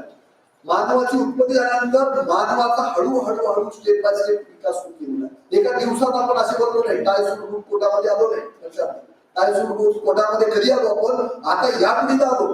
म्हणजे दर 20 वर्षांनी, 25 वर्षांनी, 10 वर्षांनी आपल्यामध्ये बदल होत चाललेला, आपल्या राहणीमानामध्ये बदल होत चालला, आपल्या खाणीमानामध्ये बदल होत चालला, आपल्या विचारामध्ये बदल होत चाललेला आहे. आणि मग हळूहळू हा जो विकास आहे त्याच्यामुळे आपण या नैसर्गिक सिच्युएशन पासून दूर होत चाललो. वस्तुस्थिती बघा की त्या मानवाने काय केलं, उत्क्रांत मानवाने सुरुवातीच्या कालखंडामध्ये ज्या नैसर्गिक गुहा आहेत, निसर्गता, आता मी माझ्या विषयाकडे येतो, निसर्गता असलेल्या ज्या गुहा आहेत त्या गुहांचा आधार घेऊन त्याच्यामध्ये ते राहिलेली आहे. आता तुम्ही म्हणाल असं कसं, जेव्हा इतिहासकारांनी किंवा अशा पद्धतीचे इन्स्टिट्यूट आहे जे शोध घेणार, त्यांनी शोध घेतल्यानंतर त्यांच्या लक्षात आलं की ते पूर्वज किंवा आदिमानव राहत होता. कशामुळे, आसम हत्यार किंवा दगडांची हत्याराचे ढीग तिथे मिळालेले आहे आणि त्याला म्हणून अश्वयुग म्हटलेलं आहे. दगडी हत्यारांची ढीग जिथे मिळाले त्या मानवाला अश्वयुगीन मानव म्हटलेला. लक्षात घ्या. तर तो मानव कुठे राहत होता, सुरुवातीचा मानव, आदिमानव किंवा आद्य अश्वयुगीन मानव, तो गुहांच्या साह्याने राहतो. आता गुहांच्या साह्याने राहत होता म्हणजे कसा राहत होता, त्यांनी तिथे चित्र पेंटिंग केलेली आहे. तत्कालीन प्राण्यांची चित्र त्यांनी भिंतीवर रंगवलेली आहे, ती आजही उपलब्ध आहे. साधारणपणे यांच्याकडे खापर आहे. तत्कालीन मानवाने नदीचं पाणी भरून घरात ठेवण्यासाठी खापरांचा शोध लावला किंवा मडक्याचा शोध लावला. कशामध्ये आणावं पाणी, आता माकडं वांदरं गावगाव फिरतात, तुम्हाला सांगा ते पाणी आपल्या सोबत बाळगतात का, आपण बाटल्या भरून सोबत आणतो किंवा महाविद्यालयाने बाटलीची व्यवस्था केली. ती माकडं कुठे जातात, ती माकडं आजही नदीवर जातात. ते वन्य प्राणी अजूनही नदीचा शोध घेतात. म्हणजे वन्य प्राणी असतील किंवा जीव जंतू असतील ते नदीच्या परिक्षेत्रामध्ये राहतात आजही, कारण पाण्याची इतकांत आवश्यकता आहे. हे इतिहास तुम्ही अभ्यास केला, तुम्हाला हे माहिती असतं. आणि मग तशाच पद्धतीने मनुष्य हा त्याच प्राण्यांपैकी एक प्राणी होता आणि मग याच्याही वस्त्या त्याच भागामध्ये झाल्या. आता बघा, गडीवाड्यांच्या इतिहासावर माझी पीएचडी झालेली.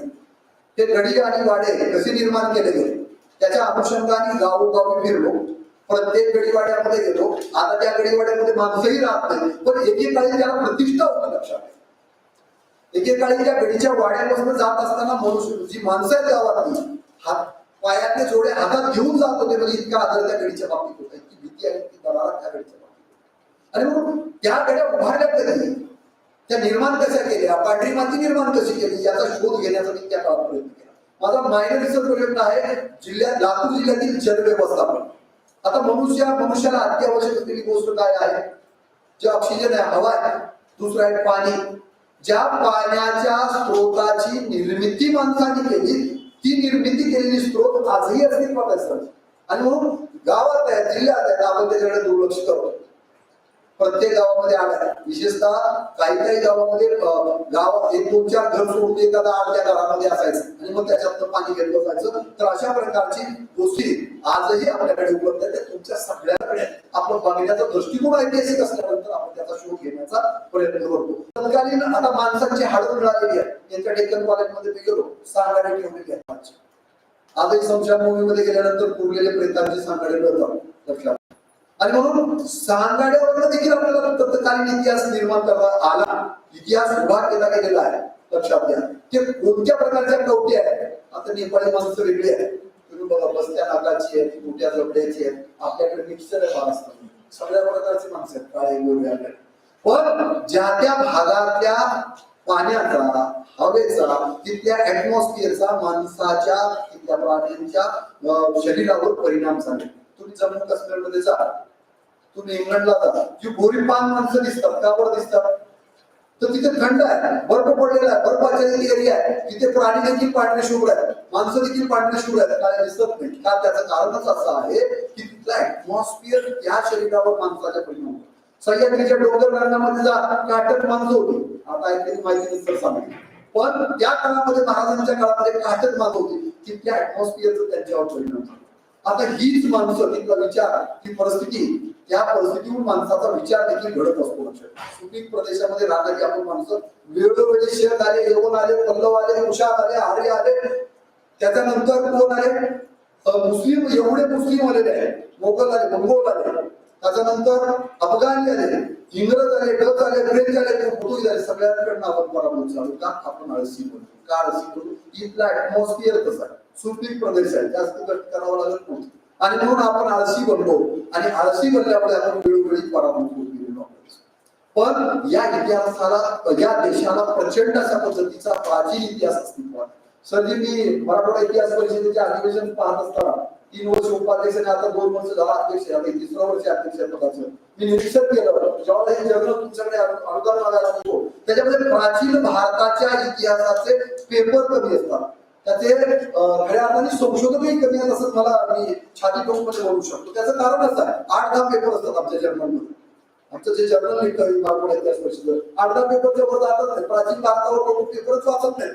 का वाचत नाहीत? तर त्या भूतकाळामध्ये जाऊन आपण भूतकाळात जाऊन आपण जसं विचार, तशा पद्धतीचा विचार करण्याची किंवा क्षमता कदाचित त्या लोकांच्याकडे नसावी. आणि म्हणून मी पेपर लिहायला लागलो लेण्याच्या संदर्भाने. गेले महिनाभर झाला मला पेपर कंप्लीट करायला लागला, 1 महिना पुस्तकं गोळा केले. मी प्रत्यक्ष वेगवेगळ्या अजिंठाच्या लेण्या बघितल्या, खरोजेच्या लेण्या बघितल्या, निरीक्षण करून बघितल्या 1-1 दिवस. पण लिहित असताना मात्र, मांडणी करत असताना मात्र एवढी काळजी त्याची घ्यावी लागली. 1 महिनाभर त्याला पेपर लिहायला लागला. म्हणजे एवढी साधी आणि सोपी गोष्ट नाही, कारण त्या काळामध्ये आपल्याला जावं लागतं, आपल्या मानसिकता कशी तयार करावी लागते. आणि म्हणून त्या काळात खापरं मिळालेली आहे, त्यांच्याकडे खापराचे ढीग आहेत. ज्यांच्या ज्या डेक्कन कॉलेज आहे, मी बघितलेलं प्रत्यक्ष ते रांजण आहे, हाडका जे हाड आहे, सांगाडे, त्यांच्याकडे ते सांगाडे आहे, त्याच्यावर त्यांनी संशोधन करून इतिहास मांडण्याचा सातत्याने प्रयत्न केलेला आहे. आता बघा, सुरुवातीचा जो काळ, लेण्या निर्मितीचा जो काळ आहे, इसवी पूर्व 150 ते इसवी 100 हा कालखंड आहे. या काळामध्ये लेण्या निर्मितीला सुरुवात झालेली आहे. लेण्या काही महाराष्ट्रात निर्माण झाल्या का? नाही, देशभरामध्ये लेण्या निर्माण झालेल्या. आता लेण्या महाराष्ट्रात किती असाव्या? जवळपास 100 लेण्या महाराष्ट्रात आहेत, आणि जर वेगवेगळा पार्ट केले तर 900च्या जवळपास लेण्या महाराष्ट्रात आहेत, असा आकडा दिला गेलेला आहे. 100 लेण्यामध्ये थोडी गोष्ट नाही. लातूरचा संदर्भ द्यायचा झाला तर लातूरला खरोशाच्या लेण्या आहेत. तुम्ही कधी गेलात की माहिती सरांनी बोलली असतील, खरोशाच्या लेण्या देखील आहेत. तिथे हिंदू आहे आणि बौद्ध लेण्या म्हणून आपण त्याला पाहतो. तर ह्या लेण्यामध्ये काय आहे, तर तत्कालीन कालखंडामध्ये जे व्यापारी आहेत ते व्यापार करत होते. आता व्यापार करणाऱ्या व्यापाऱ्यांना पायी प्रवास किंवा जनावरांच्या आधाराने प्रवास करावा लागतो. टोळे आहेत, खेचर आहेत, बैलगाड्या आहेत, यांच्या आधाराने प्रवास करावा लागतो. कुठेतरी मुक्कामाची आवश्यकता होती, आणि म्हणून मग त्या डोंगर दऱ्यातून जात असताना तिथे मुक्काम करायचा. अशा प्रकारच्या ठिकाणं तयार करण्याचं काम, त्या गुहा तयार करण्याचं काम केलेलं आहे. त्या वेरूळच्या आणि अजिंठ्याच्या लेण्यामध्ये बघत होतो, आराम करत असताना आपल्याकडे जो बेड असतो ना, जो पलंग आहे तो आपण ज्या म्हणतो घरामध्ये, तर ते इतक्या बंद प्रमाणामध्ये दगडात निर्माण केलेलं आहे. मग असं बाग आहे, इतके सिस्टमॅटिक पणा त्यांच्याकडे आहे. आणि म्हणून त्या लेण्यात ज्या ठिकाणी खोदल्या, त्या व्यापाऱ्याला तिथे राहता येईल. जाताना व्यापारी जसं आपण लॉजवर राहतो आपण, तसं जाताना व्यापारी काही पैसे मिळतो तिथे जातो, उत्पन्नाचं साधन मिळतं. त्या पैशातून त्या लेण्या कुठल्या उद्देश आहे. कुठलंही काम करताना बिना उद्देशाचं करत नसतो. आपण इथे बसलो, आपण या महाविद्यालयात उद्योग डोळ्यासमोर ठेवून मांडलो. आणि म्हणून त्या कालखंडातली माणसंही उद्योग डोळ्यासमोर ठेवून होती की व्यापार करणाऱ्या माणसांसाठी त्या लेण्या करणं किंवा त्याला राहण्याचे ठिकाण करणं आवश्यक होतं. त्यानंतर दुसरी महत्वाची गोष्ट, त्या कालखंडात बौद्ध धर्म अस्तित्वात होता, आणि सम्राट अशोकाच्या कालखंडामध्ये 84,000 शिलालेख गेली असा संदर्भ मिळतो. 84,000. आणि त्या कालखंडामध्ये बौद्ध धर्माचा प्रसार आणि प्रचार सुरू झाला. सातवाहनांच्या कालखंडामध्ये या महाराष्ट्रामध्ये लेण्या निर्मितीचा उद्योग किंवा लेण्या निर्मितीचं काम सुरू झालं. त्या लेण्या निर्मितीला या राज्यकर्त्यांनी हातभार लावले आणि म्हणून या कालखंडामध्ये वेरूळ, अजिंठा, कितीतरी नाव आपल्याला सांगता येतील इतक्या लेण्या या महाराष्ट्राच्या भूमीमध्ये निर्माण केलेल्या आहेत. तर त्या लेण्या राज्यकर्त्यांच्या हातभारामुळे देखील निर्माण झालेल्या आहेत. लक्षात घ्या, सहकार्यामुळे देखील निर्माण झाले. हिंदू, जैन आणि बौद्ध या धर्माची लेणी तिथे तयार झाल्या. आता या लेण्यांना सुशोभीकरण करणं, त्याला धार्मिक स्वरूप देणं, या गोष्टी पुढल्या कालखंडात निर्माण झाल्या आणि याच माध्यमातून पुढल्या काळामध्ये त्याचं चित्रीकरण केलं. अजिंठा लेणीमध्ये जर तुम्ही कधी गेला, खूप सुंदर अशा पद्धतीची चित्र तिथे रचवलेली आहेत. मी त्या घेऊन गेलो होते, तिथला तो गाईड मला दाखवत होता की बॅटरी लावली आहे का चित्रावर. तर ते बॅटरी लावल्यानंतर त्याच्या लक्षात आलं की त्याच्या गळ्यामध्ये जे नेकलेस आहे स्टीलच्या ते चमचम चमकायला लागले. आता ते ऍक्च्युअल असली नेकलेस आहे का? नाही, ते रंगवलेलं आहे. मला सांगा, आता काय एशियन पेंट आहे, आता बर्जेटचं पेंट आहे, प्रचंड कंपन्या आलेली आहे. ते सगळे पेंट 6 वर्ष, 7 वर्ष, 5 वर्षामध्ये नष्ट होऊन जातात. मला सांगा, इसवी सनाच्या दुसऱ्या आणि 6व्या शतकामध्ये अशा प्रकारच्या लेण्यामध्ये चित्रीकरण केलं गेलं आहे. ते चित्र आजही शाबूत आहे. कशी तयार झालेली असतील, कशी अस्तित्वात असतील. आणि मग मला सांगा, ते पेंट कोणत्या कंपनीचा असेल? त्या काळात कंपनी होती का? मग ते नैसर्गिक पेंट्स आहेत. लक्षात, आपण रंगपंचमी आता खेळ तुम्ही सगळे, बरोबर आहे. जे पेंट्स असतात, ते कलर असतात, ते आपल्या शरीराला घातक असलेले कलर, केमिकल मिक्स केलेले कलर. त्या काळामध्ये नॅचरल कलर होते. मेहंदी तुम्ही लावता, मेहंदीचं झाड बघितलं का कोणी? कोण पाहिले का? तुमच्याकडे आहे का? आमच्या कॉलेजच्या आवारामध्ये मेहंदीचं झाड लावलं, त्याचे पानं करून त्याचा कलर करून किंवा मेहंदी डोक्याला लावण्याचं काम त्या काळात किंवा आतापर्यंतच्या काळामध्ये केलं जातं. आणि म्हणून हे नॅचरल गोष्टी आजही उपलब्ध आहेत. आपण त्याच्यापासून दूर गेलेलो दिसतो. आणि म्हणून सांगायचं तात्पर्य असं की त्या कालखंडातल्या मानवाने अशा प्रकारच्या लेण्या निर्माण केल्या. डोंगर बघितले, डोंगर कडा बघितल्या आणि अखंड डोंगर टोकराला सुरुवात केली. अखंड डोंगर टोकरला त्याच्यात पिलर बनवले, त्याच्यात शिल्प बनवले, मूर्त्या बनवल्या आणि त्याला धार्मिक स्वरूप देण्याचा प्रयत्न तत्कालीन मानवाने केला. धार्मिक स्वरूप देण्याच्या पाठीमागचा उद्देश असा आहे की त्या कालखंडातल्या लेण्या पवित्रता राखतील आणि त्याच्या पाठीमागचा उद्देश असावा. आपण पुढे जाऊ, त्याच्या पुढे जाऊ. या लेण्या अस्तित्वात असतानाच या देशावर मुस्लिमांचं आक्रमण झालं. आक्रमण म्हणजे अतिक्रमण. लक्षात, आक्रमण म्हणजे आक्रमण नव्हे तर अतिक्रमण आहे ते लक्षात. आणि म्हणून त्या कालखंडामध्ये हिंदूंची मंदिरं काही प्रमाणात तोडण्याचा प्रोग्राम सुरू झाला. आणि मग त्या कालखंडात की कदाचित या भागातल्या लेण्या त्या झापून ठेवल्या गेल्या असाव्या, त्या तशाच जमिनीमध्ये झापून गेल्या आणि मग त्याचा संदर्भ मधल्या काळामध्ये लुप्त होतो. वेरूळ त्याच्या लेण्या झापून टाकल्या गेलेल्या दिसतात. पण पुन्हा ब्रिटिशांच्या कालखंडामध्ये, ब्रिटिश या देशात आल्यानंतर त्यांनी संशोधन करायला सुरुवात केलं की योगायोगाने त्या लेण्या प्रकाशात आल्या, पुन्हा नीटक्या केल्या गेल्या आणि मग आपण आज तिकडे बाहेर जातोय. तर अशा प्रकारच्या ज्या लेण्या आहेत त्या लेण्या निर्माण करण्याचं काम केलं. ते मॅनमेड आहे, नैसर्गिक नाही. आणि पूर्वीच्या ज्या गुहा होत्या त्या नैसर्गिक होत्या, त्या मॅनमेड लेण्या माणसाने छडी आणि हातोड्याच्या साह्याने निर्माण केलेल्या लेण्या. तुम्ही म्हणाल मग छडी हातोड्याच्या साह्याने कोण निर्माण केलं असेल? आजही त्या जमाती आज आपल्या अस्तित्वात आहेत, जवळपास आहे. वडार समाज ज्या भागामध्ये जास्त आहे, ज्या गावामध्ये जास्त आहे, त्या गावामध्ये गडीचा वाडा निर्माण केलेला, गडीचा वाडा निर्माण केलेला. कारण गडीच्या वाड्याचा अभ्यास करत असताना जोशी सर एक गोष्ट प्रकर्षाने जाणवली की त्या गावामध्ये वडर समाज अस्तित्वामध्ये. कशामुळे? तर तिथे दगडी अशा पद्धतीचा गडीचा वाडा घडवला, ते तिथंच राहिलेले आहे. त्याच गावात मोठा म्हणाला वस्ती तिथे त्यांनी केलेली आहे. अशा प्रकारचे वडरवाडे त्या गावामध्ये बहुसंख्येत असलेले आपल्याला दिसून येतात. आणि म्हणून हे छडी आणि हातोड्याच्या साह्याने मूर्ती शिल्प आजही घडवतात. तुम्ही ज्या त्या मंदिरामध्ये त्या देवळामध्ये जे मूर्त्या स्थापन करतो आपण, त्या मूर्त्या घडवण्याचं काम वडार समाज करतो. तो वडार समाज आजही आपल्या आजूबाजूला लक्षात घ्या. आणि म्हणून या वडार समाजाने त्याकडे त्या ज्या गुहा आहेत, ज्या केव्स आहेत, त्या घडवण्याचं काम त्या कालखंडामध्ये केलं. वैशिष्ट्य असं आपल्या पूर्वजांचं, एकाही व्यक्तीने आपलं नाव कुठे कोरून ठेवलेलं नाही. कारागिरांनी कुठल्याही कारागिरांनी ना मंदिरावर कोरले, ना गुहांवर कोरले, ना लेण्यांमध्ये कोरले. हे लक्षात घ्या. कुठल्या किल्ल्यावर देखील मी कोरलेलं असं केलेलं नाही. आपली धडपड असते, आपलं नाव कसं पुढे राहील, आपल्याला कसं पुढे येता येईल.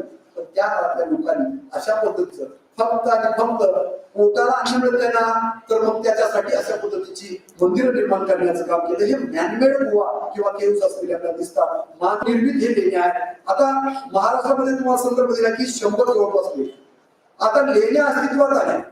पण हळूहळू काळ थांबलाय का नाही? लेण्या अस्तित्वात आल्या, आपण लेण्या पाहायला लागलो, पण माणसाने स्वतःसाठी आता घर बांधायला सुरुवात केली आणि मग हळूहळू नदींच्या काठावर वाडे निर्मितीचा उद्योग सुरू झाला.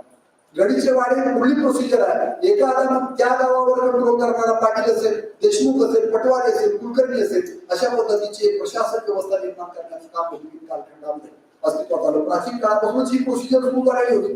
मध्ययुगीन कालखंडामध्ये याचा एक वेग आलेला आहे. 650च्या वर काळ या भागावर मुस्लिमांची सत्ता अस्तित्वात.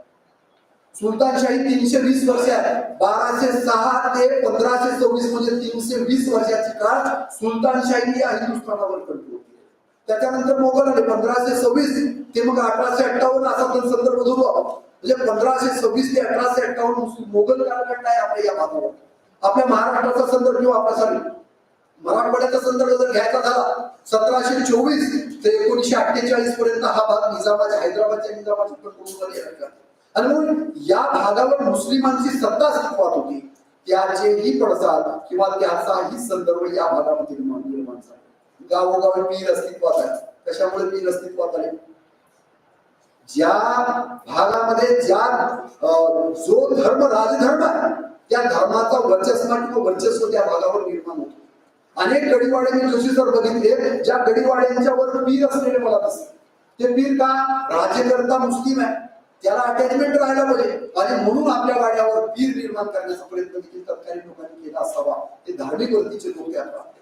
संधी साधू लोक त्या काळातही असावेत, आज अस्तित्वात आपल्याला दिसतात. सत्ता कुणाची आहे त्याच्याकडे पळायचं. सत्ता मोदी साहेबांच्या तिकडे सगळे तिकडे पळायला लागलं. उद्या सत्ता बदलून इकडे पळायला. माणसाची ती प्रवृत्ती आहे त्या काळात ती दाखवण्याचा प्रयत्न त्या काळातल्या वतनदारांनी केलेला आपल्याला दिसतो. आणि तेच गडीवाडे कसे निर्माण केले? पांढऱ्या मातीची घरं होती. म्हणजे आमचाही जन्म पांढऱ्या मातीच्याच घरामध्ये झाला. काही लादणी आणि वरील माळावर अशा पद्धतीची घरं पूर्वजांची होती. तुमच्या काळामध्ये ते नाही.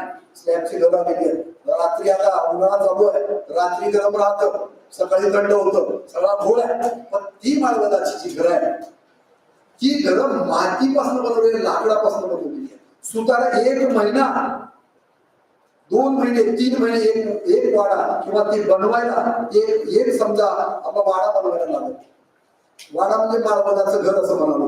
गडीचा वाड्याला तर 2 वर्ष 4 वर्ष 8 वर्ष त्याच्या पूर्तीनुसार त्या गडीवाड्याचा जो मालक आहे, जो वतनदार आहे, त्याच्या पूर्तीनुसार लागतो. त्या सगळ्या वस्तू आज उपलब्ध आहेत लक्षात. त्या कालखंडातले निजाम कालखंडातली कागदपत्र आहे, वतनदारांना दिलेली कागदपत्र आहे, त्या कालखंडातले नाणे, सगळी इतिहासाची साधन आहे. हे इतिहास उभा करण्याचं काम आपण संशोधकांनी केलं पाहिजे. आणि म्हणून या इतिहास परिसरात ठेवण्याच्या पाठिंबाचा मूळ उद्देश जर काय असेल तर तो मूळ उद्देश असा आहे की तुमच्यामध्ये ऐतिहासिक दृष्टी प्रस्थापित व्हावी. हा संदर्भ त्याच्यामध्ये आहे. दुसरी महत्वाची गोष्ट, माणसाला घर असून चालत नाही. मी सुरुवात 1993 ला गेलो गणेश शिबिरामध्ये. त्यावेळेला सगळं गाव नदीवर जात होतं.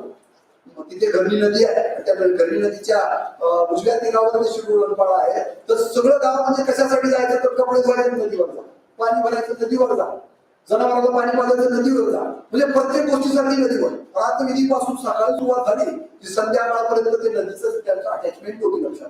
पण आज परिस्थिती बदलली आहे. आज प्रत्येकाच्या घरामध्ये बोरवेल्स आहेत. पाणी घरात आले, घरामध्ये टाकीत गेले, टाकीतून नळात आले, नळातून शॉवरचं डोक्यावर पडायला लागले.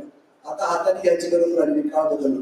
पण मी 1993 पासून सांगतो, 1993 ला ती परिस्थिती होती. आज मला सांगा ती परिस्थिती संपली. घरामध्ये वीज आली. गावामध्ये त्या कालखंडामध्ये 8 विहिरी पारवा अस्तित्वात होत्या का? होत्या. प्रत्येक मंदिराच्या बाजूला प्राचीन कालखंडामध्ये ती मंदिरं उभारली गेली. किंवा यादवांच्या काळात असतील, त्याच्यानंतर चालुक्यांच्या कालखंडामध्ये असतील, त्याच्या अगोदर सातवाहनांच्या काळामध्ये असतील, ज्या 12 मंदिर आहेत त्या मंदिराच्या बाजूला, विशेषतः महादेवाच्या मंदिराच्या बाजूला 12 निर्माण केलेले आपल्याला दिसून. आणि मग विहिरी, आड, बारवा हे जलाचे स्त्रोत आहेत. आजही आपल्याला नागपूर जिल्ह्यामध्ये ढीकर प्रमाणामध्ये. तुम्ही कधी गेला शनिदेवाच्या मंदिराला, तिथे 12 आहे. तुम्ही सिद्धेश्वराच्या मंदिरामध्ये गेला, तिथे 12 आहे. त्या 12मध्ये एवढी सुंदर अशा पद्धतीची शिल्प करून ठेवली. तुम्ही जर कधी बघितला, जवळपास 25 ते 30 शिल्प आजही त्या 12मध्ये आहे. मी त्याच्यावर जल व्यवस्थापनाचा जे काही प्रोजेक्ट तयार केला, मायनर्स प्रोजेक्ट, आता ते पुस्तक रूपाने आलाय. तर त्याच्यामध्ये ते सर्व पाहत असताना त्याच्यामध्ये ही पावित्र्य राखलं जावं म्हणून वेगवेगळ्या देवतांची, महादेव असेल, विष्णू असेल, ब्रह्म असेल, या देव ब्रह्माचं नाही, महादेव आणि विष्णूचं संदर्भ शिल्प त्या ठिकाणी ठेवले. शिवपार्वती आहेत, लक्ष्मीनारायण आहेत, अनेक अशा पद्धतीची बिल्वदलीय मंदिरं देखील त्या कालखंडामध्ये निर्माण केली गेली, गावोगावी निर्माण केली. धार्मिक भावना माणसाच्या मनावर उजवणं त्या काळाचा उद्देश असावा, पण त्या उद्देशाच्या पाठीबरोबर त्याचबरोबर त्या कालखंडामध्ये अनेक शिलालेख अजून उपलब्ध झाले. आणि मग पूर्वजांनी हे जे करून ठेवलेलं आहे ना, खऱ्या अर्थाने ते इतिहासाचा ठेवा साधन आणि त्याचाच अभ्यास करून आपल्याला गतकाळातील इतिहास अभ्यासता येतो. ही साधनं आज अस्तित्वात असलेली आपल्याला दिसून येते. जलव्यवस्थापनाची प्रचंड साधनं गावोगावी आज उपलब्ध आहे, ही आडगळीला आलेली आहे. माझं गाव इथे 4-5 किलोमीटर अंतरावर चौकामध्ये आड होता. मला माहिती आहे पूर्ण जवळपास मी 8वी 9वी 10वी पर्यंत असताना पर्यंत ते आला सगळं गाव पाणी घेऊन जाणार. ते आड बुजवायचा गाड दाखव 2-4 आड बुजवले, पण तोही बुजवायचा गाड दाखला. 4 शहाण्या लोकांनी मिळून त्या आडावर कठड रचलं आणि आज आड अस्तित्वात आहे. गेल्याबरोबर गावात चौकामध्ये हनुमानाच्या मंदिराच्या समोर तो जिवंत ठेवलाय. कधीतरी 100-150 वर्ष गाव अस्तित्वात आलं, त्यावर तो आज दगडाने बांधलेला आहे.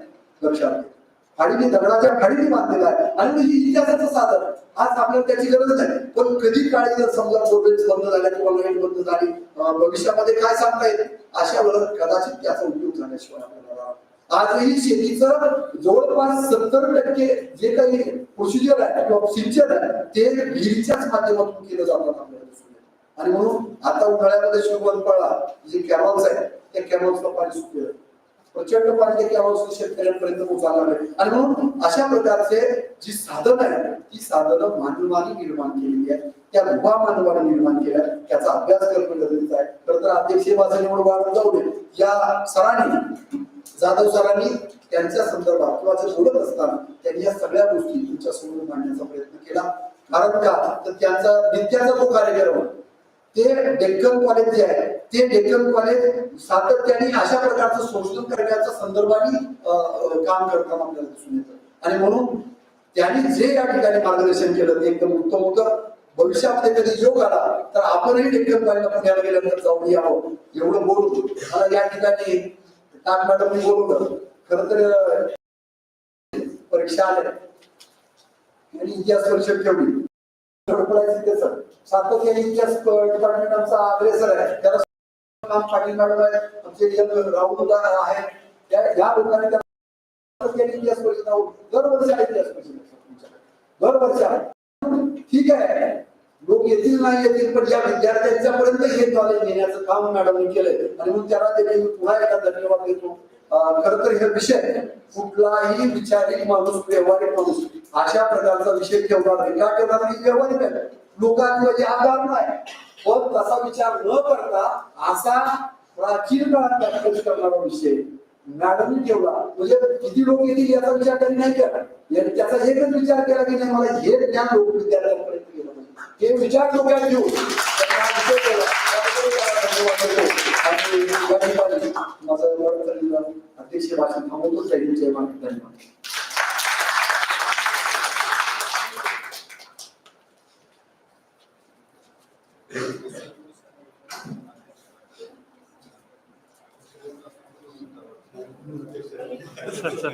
धन्यवाद सर. शिवनेरी कॉलेजची मुलं थोप असं ओळखले जाते सर. त्यांची प्रसिद्धी दिली आहे त्यांनी आपल्या एकदम मोठ्या भारतस्थावाला त्यांनी अतिशय समारोह केलेला आहे. जे सरांनी इंग्लिश मध्ये आणि हिंदी मध्ये सांगितले त्यांनी तेच मराठीमध्ये ट्रान्सलेट करून सांगितलेलं आहे सगळ्यांसाठी. आता मी सरांचा खूप आभार मानतो.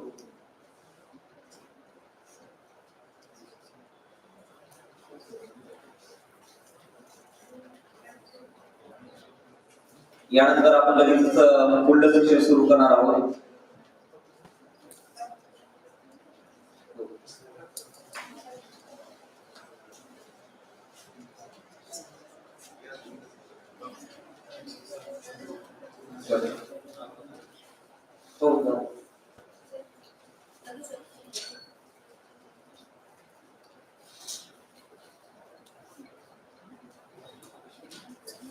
तर मी पहिले जे सेशन झाला तर ते doctor Nilesh Jadhav sir, Narayan Surve sir यांचे आभार मानतो. तसेच आपल्या कॉलेजचे प्राचार्य प्रोफेसर सदाशिव शिंदे सर यांचे पण आभार मानतो.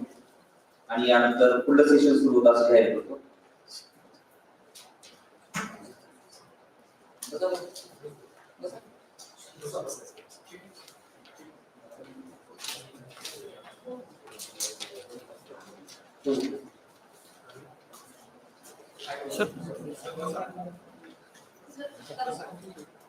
दिला फोन करू तुम्हाला हा फोन पुढे तुम्हाला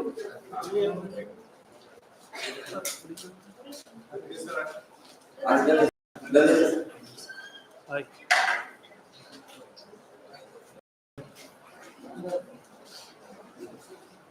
Now we are going to start a core technical session. In that, the chief guest is Dr. Indira Sarvesh Madam, and chairman is Dr. Sadashiv Dande sir.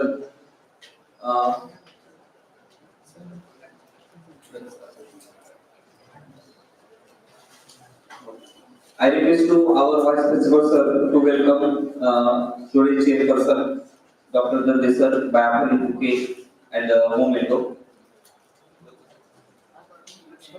Akshay, Aarti.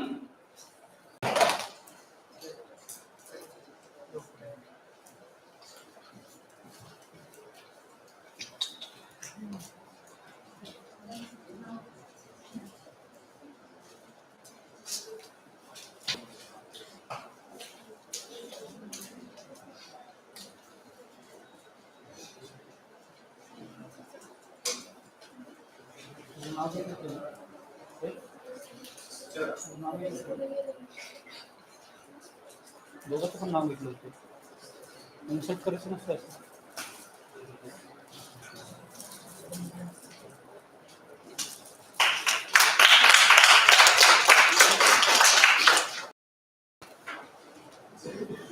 धन्यवाद sir आजच्या research person आहे Indira Suresh madam यांचा थोडक्यात की त्या उस्मानिया university Hyderabad त्या professor आहेत तसेच चेअरपर्सन आहेत बोर्ड ऑफ स्टडीच्या त्यांची भरपूर अशी पुस्तकं पब्लिश झालेली आहेत विशेषतः tourism growth and development in Andhra Pradesh women in history of India and she has published many papers, articles, and she has YouTube channel also. YouTube channel and Facebook pages are so through the YouTube channel and Facebook she interacts with the students. So here also the online classes, videos, seminars, conferences, state archives fellowship award she has got. Again UGC SSR fellowship award. So in this way she has got many awards also, and she has published many books, research journals, papers. So we are very honored that we got such a great personality from Hyderabad. She is going to be directing us. And another chairperson is Dr. Sadashiv Dande sir. He is from Gasheshwar College, Latur, and he is also the ex-chairperson chairman of Board of Studies in University, Nanded University, and he is also member of Shaw College Board of Study in History. So both of these are going to guide us on cave art and architecture during ancient and medieval technical India. So I request resource person Dr. Indira Suresh Madam. She will guide us on the topic.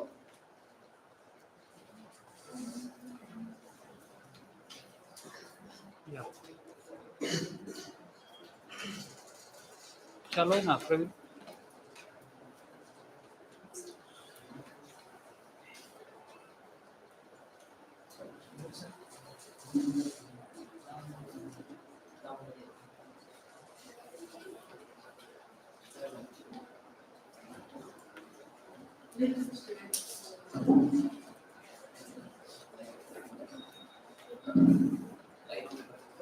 Good afternoon to all. On the days and of the days, it's my privilege to be here in this Rajarshi Swami Mahavidyalaya, organized by the Department of History, to congratulate the convener of the seminar, Madam Dr. Archana Atta, and Madam has took this initiative, but choosing the topic itself is very great, and it's the necessity to understand the cave art and architecture. So I begin my topic with my topic what Sir has noticed little modified one. My topic is Buddhist cave art and architecture during ancient India and world. Study of glimpses of Gautam Buddha's sculptures and its social impact. So let us understand today India by its Buddha and through the Buddha, the land of India, we'll understand through the journey of Buddha, through art and architecture. So let us understand India as a country. As we have the earlier representation of ancient period. Ancient period which you have seen, the Stone Ages. So after Stone Ages, when we begin our culture, the first culture begins with the agriculture. Agriculture is कृषि क्षेत्र जो हमारी civilisation नागरिकता जो शुरू हुई है संस्कृति शुरू हुई है वो है फ्रॉम एग्रीकल्चर कृषि because India is known for agricultural country. So India's identity was we have with agriculture, then it is joined by economy, trade. So the first identity of India is not the country named with India, but it is identified as Meluha. Meluha means the land of rich trade. So we should understand the country Meluha. Why the country has given this name Meluha? It is given by the other Sumerian civilizations and other Mesopotamia and Egyptian. India used to have trade.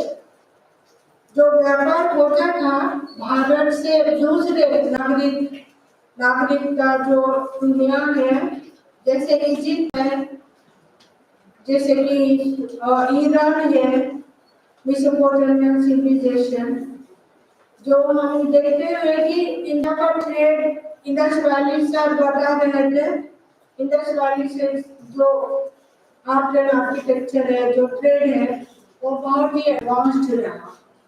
So when we talk about the advancement of India and its development, here it begins with agriculture and trade.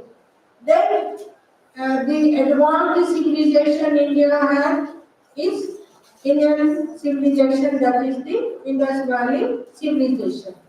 So during this period, we have seen the advancement of engineering skills, the advancement of agriculture, trade, and social life. So today we are going to understand the social impact. So we should understand the social through economy, through politics, through art, culture. So that is the whole motto behind the seminar theme. So seminar theme is talking more about the social change, social impact of its heritage, India and its heritage. So we should understand the social change through the ages, through this art and architecture. So when we talk about the Indus Valley and then later developments, we have seen after Indus Valley civilization, we had from 3300 BCE to 1900, it was like very developing and matured one. After that, we see from 1700 BCE to 1500 BCE, it was in decline because of the invasions of again new people, coming of the new people. So जो नए लोग आ रहे थे देश को migration या invasion के रूप में उन लोगों ने इस एडवांसमेंट को धीरे धीरे खत्म करने की कोशिश की. तो 1500 to 600 BCE, the period of India was like dark age.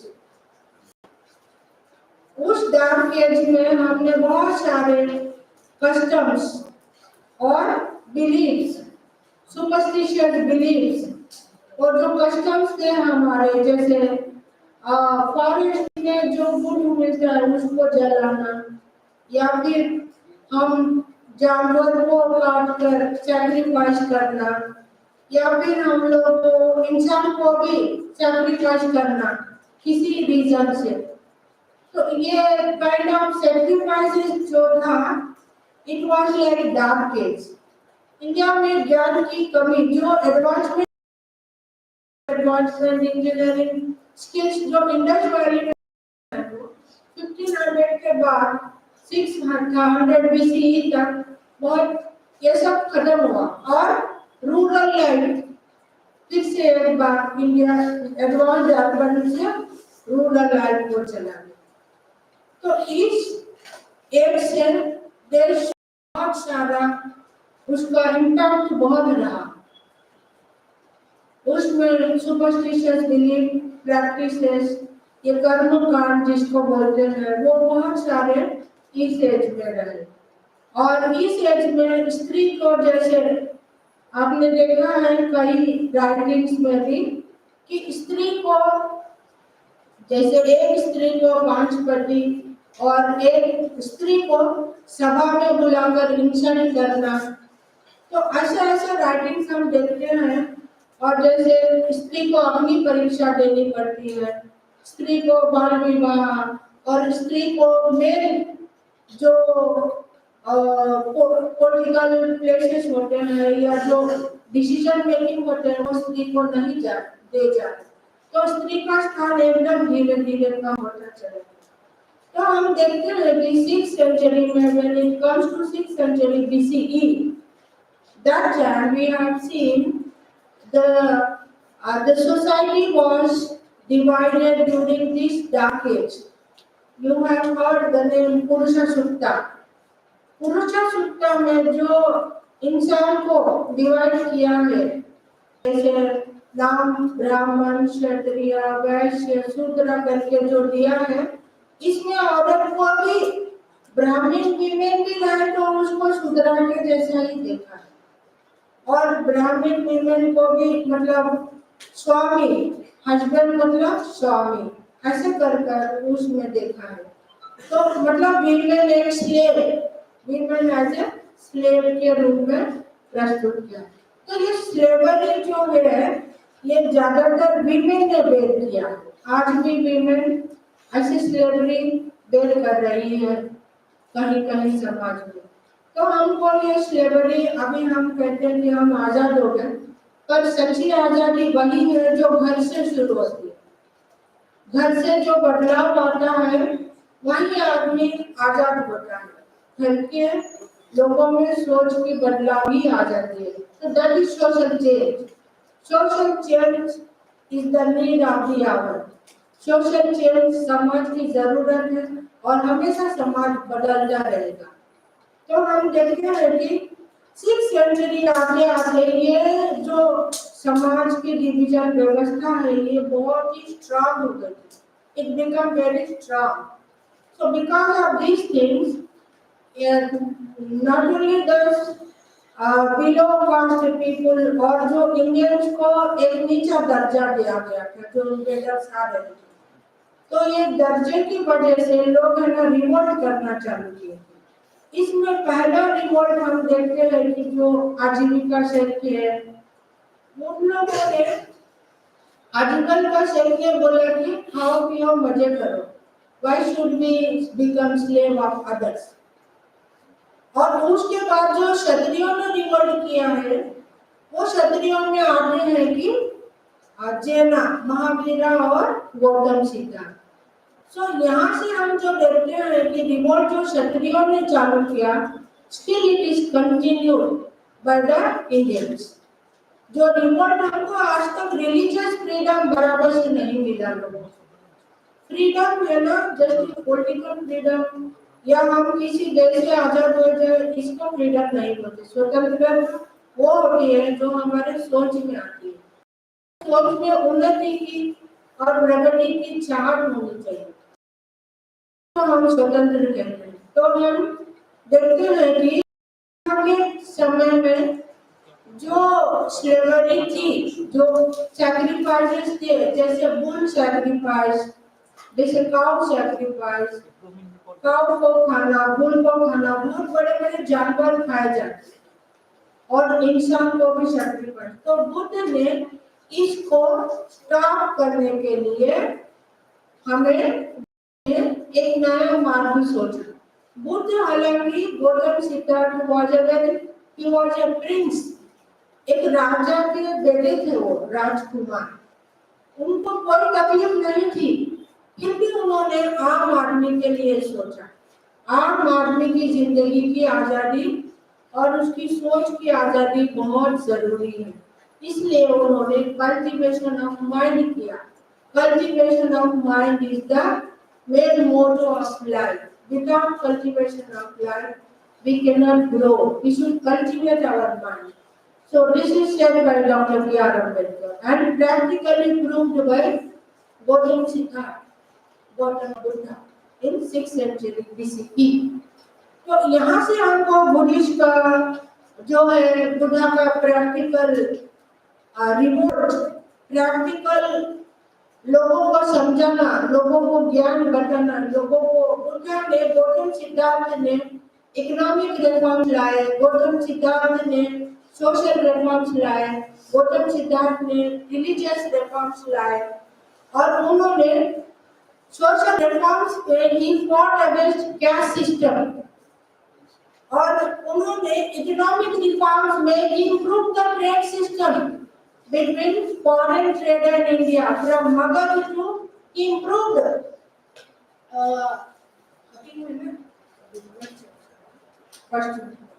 So we improved the trade system between Kapilvastu and Magadha and Kosala, 16 March Janapadas.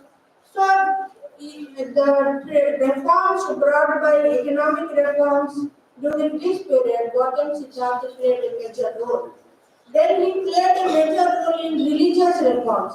He discarded and he fought against the caste system, religious caste systems, religious inequality, religious sacrifices, religious havan, which is burned wood. Wood is a natural wealth. Nobody has a right to put fire to trees. So today we are seeing environment is affected a lot because of the religious customs and traditions. So these customs and traditions should be understood by the young generations before practicing it. We should save India's heritage, culture and environment. Without saving the environment, geography is not possible to understand. If we continuously break down and break the hills and all this, how can you see the caves? If caves are not saved, then how can you see the art and architecture? So first preserve the geography of India. So preservation, protection and presentation of geography of India is very, very important. Without that, India will become like the ocean, water will come and India will submerge without the protection of hills and forests. So in this connection, we are going to understand the utilization of light in this art and architecture. So caves become very rich part in life. Caves become a very important role they have, because hills are the stones are the very big and they are very stagnant. Hills are like today we are seeing some lakhs of years now hills are continued. If we continuously break for our purposes, then tomorrow no hills we will see in the country. So future generations will see the geography is plain, no hills, no forest. How we will survive there without forest and without hills? So people used the caves in a better manner for our life protection. So people used to live in caves, natural caves. As I was telling Bhimbetka, the earliest cave we find in Madhya Pradesh, Bhopal. Bhimbetka is very natural cave where we will see the people painted. Those people who lived there, they painted how human lived in the beginning. So we see the natural caves were practiced and human used to live. So during 6th century BC, we have seen Gautam Siddhartha to find a simple way of living without any rituals, without any practices, religious practices and beliefs.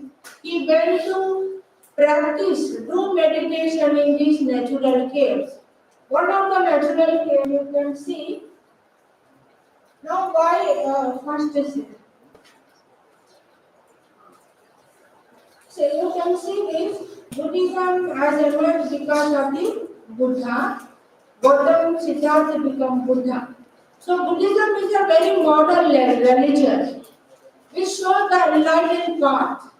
एक हमको आधुनिक सोच, एक हमको एक नई सोच की ओर दिशा दिखाती है. So that is the Buddhist religion. In Buddhist religion, we can see Gautam Siddhartha never restored the influence of political power to introduce his teaching. Gautam Siddharth ने एज ए राजकुमार वो कभी किसी पॉलिटिकल अपने खुद मॉडल की सहायता नहीं ली उन्होंने कपिल वस्तु में. वो खुद अपने आजादी, अपनी सोच, अपने प्रिंसिपल से उन्होंने अपना प्रचार प्रसार किया. तो 16 मार्च जन्मदिन में हम देखते हैं इनको बहुत राज, जैसे अवंती के राजा है, कौशल के राजा है, प्रेजेंट बहुत सारे मगध के राजा है, बिंबिसार, ये सब 1650 में से बहुत सारे राजाओं ने, जैसे हमारे दक्कन में भी आता है अशोक जनपदा, यहाँ भी इस बुद्धिज्म को बहुत सारा इम्पोर्टेंस दिया गया है. इसलिए हम देखते हैं कि बहुत सारे cave art and architecture Deccan में हुए हैं. तो हम देख सकते हैं कि बुद्धा ने जो रिफॉर्म्स लाए हैं, उस रिफॉर्म्स किसके लिए लाए हैं? To protect the humanism, greater humanism protection is very very important and for the welfare of the people, welfare of the people and to save the greater humanism. This is a kind of first renaissance in the world. We have seen European Renaissance during 5th century, 15th century. But prior to that, we had Renaissance in India itself, 6th century BCE. So we will see the greatest Renaissance brought by Gautam Siddhartha and Mahavira during 6th century BCE is really in India and slowly it has changed the world also. So that is why. And we see the world. We have to practice the Buddhism because we want peace. We don't want any battles. We want progress of all citizens of India. We want prosperity of humankind. Without the prosperity of humankind, we cannot live a happy and peaceful life. So we need peace, progress and prosperity. Then we see how this is possible. This is possible through the path shown by the Gautam Buddha. That is through his principal teachings. Those principal teachings are Four Noble Truths and the Ashtanga Marg, Eightfold Path. With this, we can understand through this Panchashila. So Buddha has shown us the facts of the world, human life, the sufferings of human life through the Four Noble Paths, Noble Truths, and with these Noble Truths, he showed the path to liberate from these Four Noble Truths. The path is now Eightfold Path, and Eightfold Path can be protected through Panchashila. So we should have all this knowledge. Without this, we cannot understand the Buddhism and its practice in the world and country. Then we see Buddhism, because of these principles of Gautam Siddhartha, Gautam Buddha, it has spread to many countries. So many countries now we have seen, and what actually Buddhism is talking about? Buddhism is talking about to bring an end to and annihilate from the world, to liberate people from what? From wars.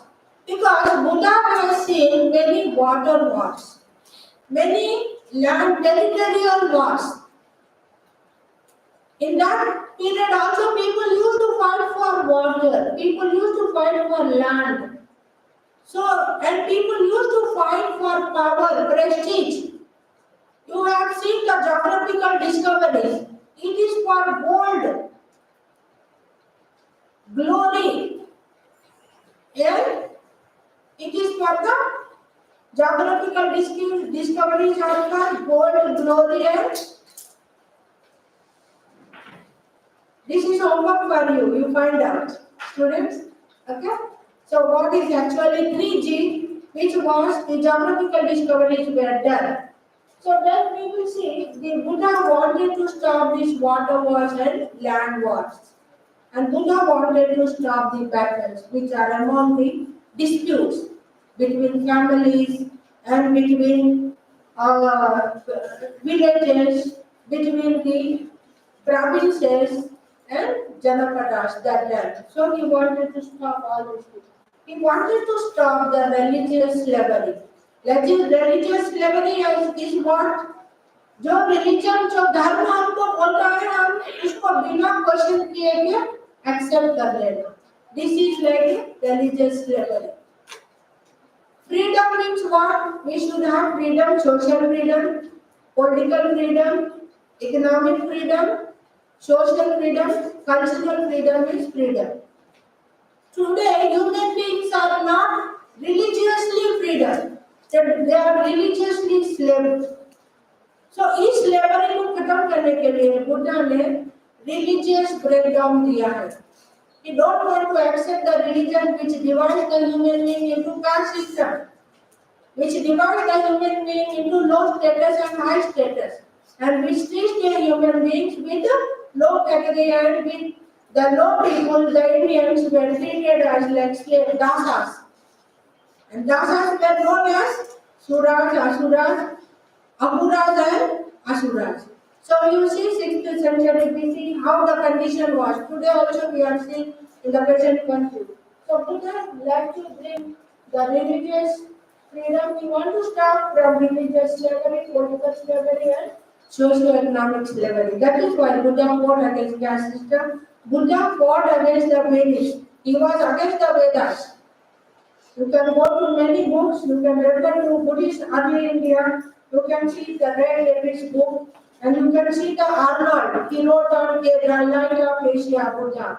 And you can see the book written by the early Buddhists, and you can see biographies by Chinese person, Jinru Liu. And you can see the travel accounts by Wang Yan, Yun Sam, and you can see many travelers who come during ancient period.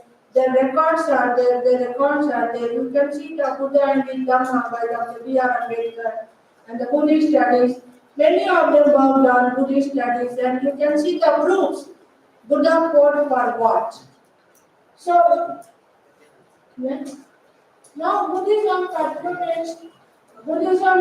is patronized by, we can see, the missionaries, merchants, because you see the most part of the Mahajanapadas, the advanced cities were known as our second urban revolution.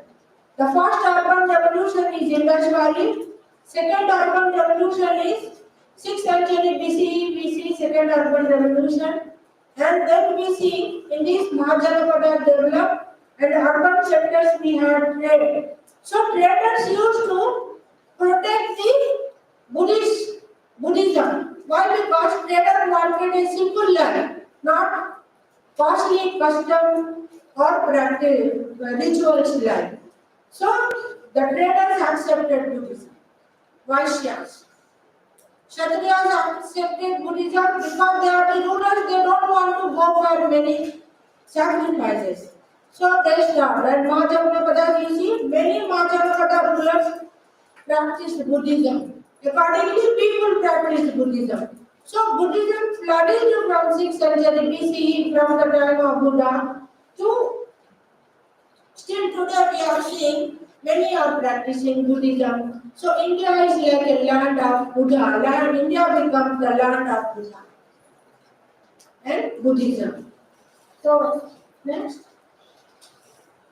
So next we see, because of this spread in ancient period, now people were worried about their own religions. Why my religion is coming down? Because of these Kshatriyas. So Brahmana were the highest, Kshatriya were the next. So Brahmanas were thinking about my religion should survive. So Shankaracharya, you have seen, many Buddhist sites were converted into temples. You can see the Buddhist sites which were converted into temples. Many today famous, you see Chardham, and many temples are today all of Buddhist only. Somnath, if you see Suryanarayan temple in Odisha, if you see Kedarnath, if you see Tirupati, these are all Buddhist sites. It was Buddha in that temple. Now they removed Buddha, either they have decorated Buddha with the Hindu culture or Vedic culture, and it becomes Hindu temple. So during 12th century, the decline of Buddhism began because of no patronage, and many Buddhist monks were killed from the Pushamitra Shunga dynasty. You see? And we see that Buddhism declined in medieval period because of the invasions of Turks, Persians, Arabs. All this was happening. So, but again, it was revived in the 19th century because of the archaeological survey of India established by the Britishers. It is not by the Indians. It is established by the Britishers. So we can see that the archaeological survey of India was established by the Britishers, and they have excavated. You know the name. Who is the father of Indian archaeology? Students, who established the archaeological survey of India during 19th century? Alexander Cunningham? Yes, you know the name. Alexander Cunningham is the father, and he established this, and he has surveyed many places in India. He excavated Sarnath, Sanchi, Bodh Gaya. He excavated many Buddhist sites, and he comes to the conclusion that India is a rich land of peace culture. India जाता है देश में, दुनिया में. So he understood that India had a great civilization, Indus Valley. He don't know Indus Valley, but we know the Buddhist culture. So Indian civilization means Buddhist civilization in India. He understood. And because of that, he has revived many things of Buddhist sites. And many things he has found, and he came to a conclusion about the India's rich cultural heritage. That is the contribution of Alexander Cunningham, you can see. And we will see many people next. This spread of Buddhism from India to many parts of the world, up to the corner east, that is up to the Korea, Japan, it was there. Even in India, we will see up to the Celtic Britain, Buddhism spread. Even in Egypt, recently we had some Buddhist sites excavated in Egypt, Mesopotamia, and we see Afghanistan land, and we can see Pakistan. Many Buddhist sites are now today excavated. Many stupas are there, many things. So in India, we have the caves. Caves are very, very important when we are talking about. Next. Now the first wave of construction of caves in India began from 2nd century BCE to 2nd century AD. We can see CE.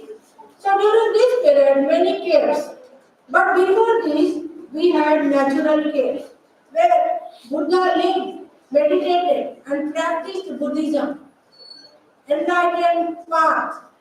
That we can see. Next.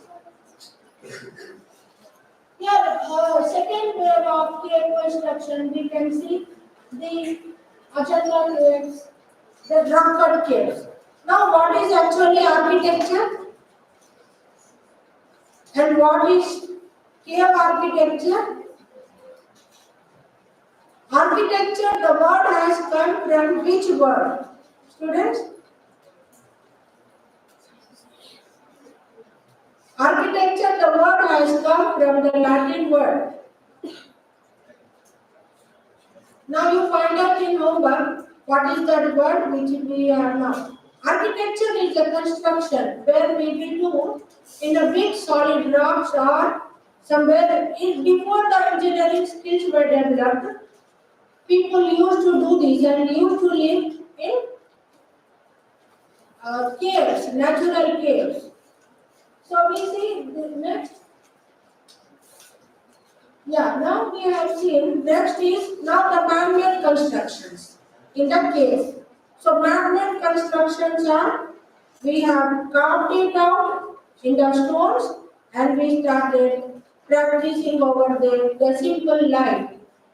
So those kind of certain cave architectures we can see many famous caves are there, artificial caves, Barabara caves, and during the time of Mauryas, many caves have come in Pune, Maharashtra. We can see number of. Next. Now, with this we can see the origin, history, origin and Buddhist cave architecture, which is talking about rock cut. Why we cutting the rocks, cutting the big hill, making a shelter itself is known as rock cut. And the kind of architecture we are giving it, the designs and pillars, protection of pillars, this is called the rock cut architecture, which we will see. It was created in solid natural rocks, and the many hills of India are surrounded by thick forest, rivers, water. This should be protected. And here we have one place. Commonly people will not come to these places. That is why the Buddhist monks and the nuns used to go and stay in these caves and they used to do meditation. So meditation is done in the very calm, peaceful places. So that is why they selected to live in caves. That is why the cave art and architecture has come and developed in India. So next, we see the arrival of Buddhist missionaries in such. They used to live mostly during the time of Varshavas because there were many forests in India and we used to have thick rainfall. So because of thick rainfall, they cannot spread the Buddhist message, Buddha's message. So what they used to do, they used to stay in the caves. That is why these caves helped them a lot. So they carved the caves and they used to do their meditation in the Chaitya halls and they used to live in viharas. So viharas become residence and Chaityas become prayer halls. So like this we will see many caves are there in India. Next. Western Bengal we have in Bihar where Buddha moved and did meditation. Next. Yeah.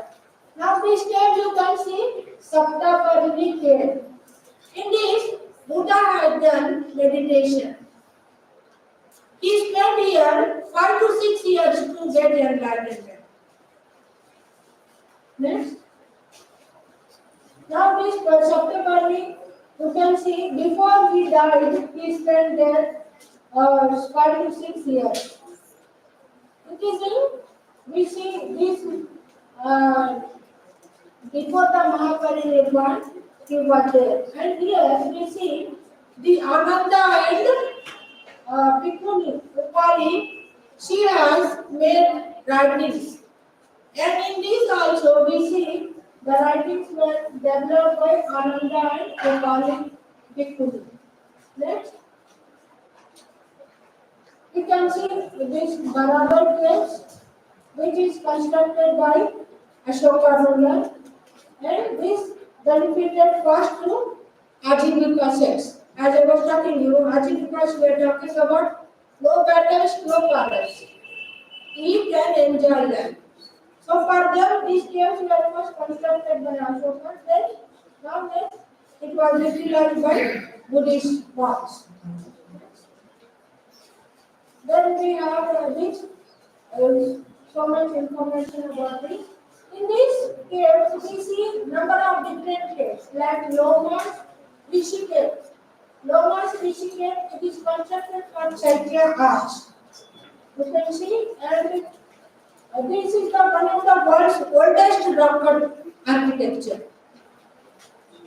It is constructed very single piece with solid granite.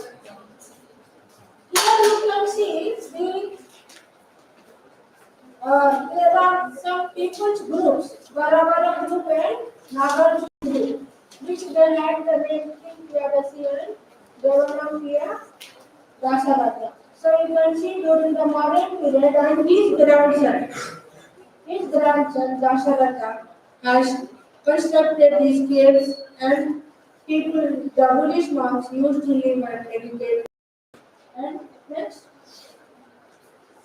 then you see this cave, Karan Chowpar cave. Now this is also a Buddhist cave where the Buddhist monks used to live and do and used to live as they are. Next.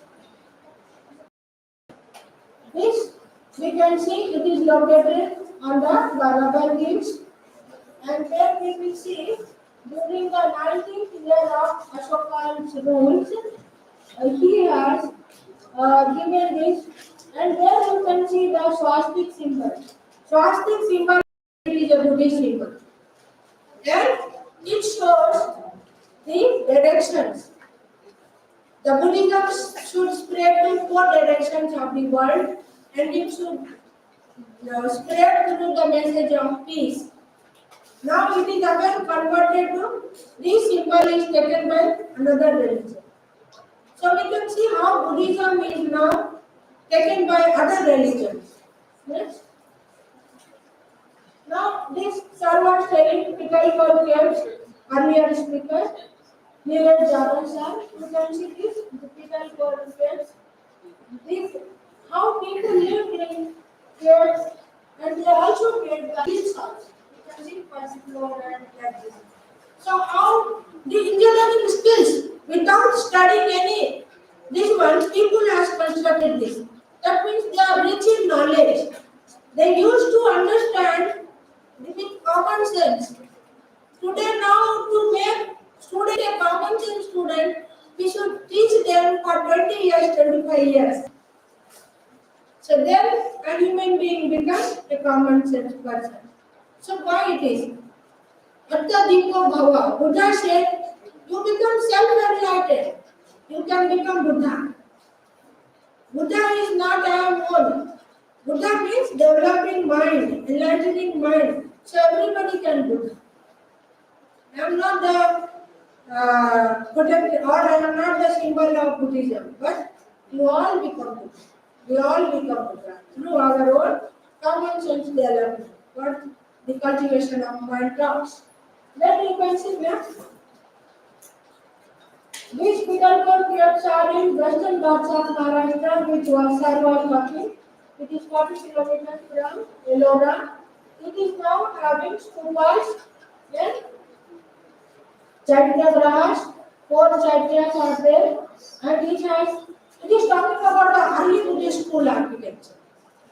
It is talking about the early Buddhist architecture, and the caves are divided into 2 groups, and we can see and the statues of elephants, soldiers. Here you can see the Goddess Gadalakshmi eyes. You can see one of the cave is having the mother of Gautam Buddha. Who is the mother of Gautam Buddha? Mother's name? Gautam Buddha के माँ का नाम क्या था?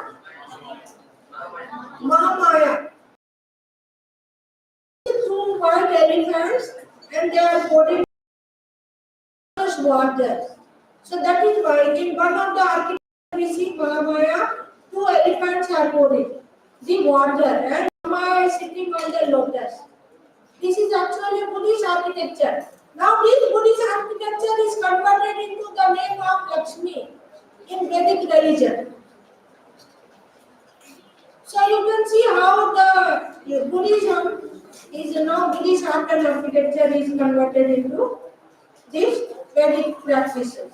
Next. This we can see Kondana caves, Kondana fort, Kondana caves, Sayadri hills. Sayadri hills in western Deccan, we had many caves. So you can see one of the is Kondana cave. How beautifully the architecture is done with this. We can have the arches, you can go inside in the arches and we have pillars and we have balconies. All these are there in the cave of an architecture. Next. You can see this Kondana caves, they are located in village of Kondana, which is very famous in Shivaji's history. Kondana fort and all. And you can see this is from far away from Lonavala, 33 kilometers. And you can see these are a group of 16 Buddhist caves. So we can see the 16 Buddhist caves and it is consisted of Chaityas. Next. Next, Baja caves you can see. Next. The Baja caves is a group of 32 rock caves. And it is constructed during 2nd century BCE. That is all Maurya period. We will see the constructions, many constructions, and it belongs to the early Buddhist schools in Maharashtra. We have many schools are Buddhist schools. Amravati school, we have Mathura school. All these are Buddhist schools. Next, the Karle caves you can see. Karle caves, Beretsa caves, Nasi caves are shallow staying, and these caves are all constructed during 2nd century BC to 5th century Common Era, and this is all related to coastal Maharashtra. And coastal Maharashtra, Mumbai, all these are now connected to Arabian Sea and the water. So the trade was very rich, and from there the traders used to come. They used to stay in these chaityas caves and they used to take rest. Because of these things, they have practiced Buddhism. They came to know about the principles of Gautam Buddha and they learned the principles, so they adopted, they patronized the Buddhism and they used to give many donations. So that is why we used to see in Western Deccan, Maharashtra area, Sayadri hills, you can see number of caves come into existence because of its rich geography. Next. Next. Now this Canary Cave, you can see Black Mountain in this. Here we have 100 Buddhist caves and many Buddhist sculptures are there which are talking about the social life. Buddha's different postures in each cave you can see. It is impacting the social life of people, Indians. Next. We can see the Mauryans, Kushanas, and Nalasopara you can see in Bombay. It is a Buddhist place. Nalasopara. Elephanta cave you can see it is a Buddhist place. Next. Junagadh caves. Junagadh caves in Gujarat. We see this is located in Junagadh district of Gujarat and it includes many caves. Uparpur caves and Khabra and Baba Pyare caves. Different names, we have different caves and it is all carved during the time of Ashoka Emperor. So these caves are constructed of Greco-Scythian style. So we can see the Greco-Scythian style, the caves are constructed and these Kasgi and the Buddha, the Gandhara. Gandhara school of art, you have know the Gandhara school of sculptures, Buddha sculptures you can see in these many caves. Next, next. Caves, you can see this is for meditation and chakra. Next, next, next. Nasi caves, you can see all this information. Next. That's a great thing. These Persia caves we can see during the Satavahana period because Satavahanas were ruling from Gujarat to Andhra land and they were mostly in Western Deccan, Nasik, all these places the Satavahanas ruled. So we can see even the Satavahanas developed the cave garden architecture. Next.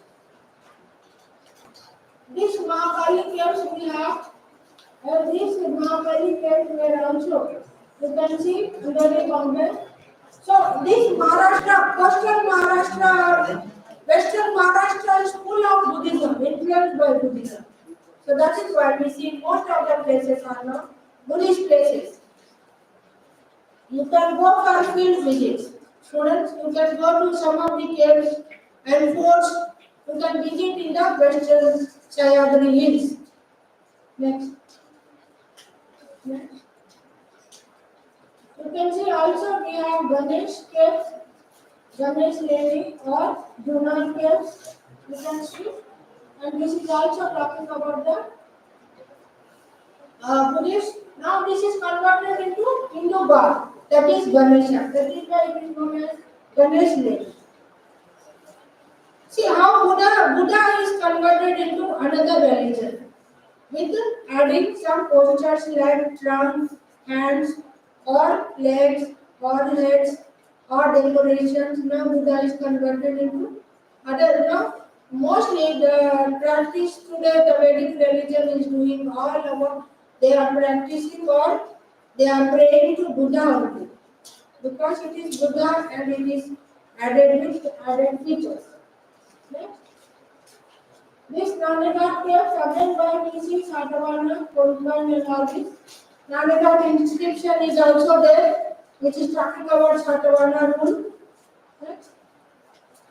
Ajanta caves, how beautifully these caves are. Now, UNESCO Protection Heritage is, and I have visited to this place.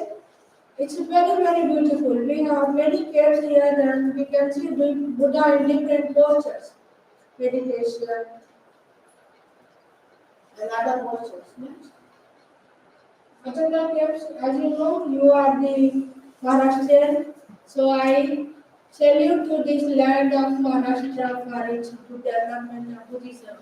It's a land of Buddhism, Maharashtra. It's a great land. Next. Ajanta caves are now built in two phases. You can see one is Satavahana period and next is period. So because they are the rulers of this area, Western Maharashtra and Andhra and Gujarat. So they have up to Gujarat because of the trade and they have done this area because of the trade and all and they most of the British women, Buddhist queens accepted Buddhism and they patronate Buddhism.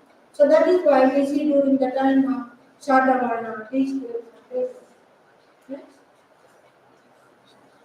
So we can see one of the cave Mahaparinirvana Buddha statue in Ajanta caves. Next.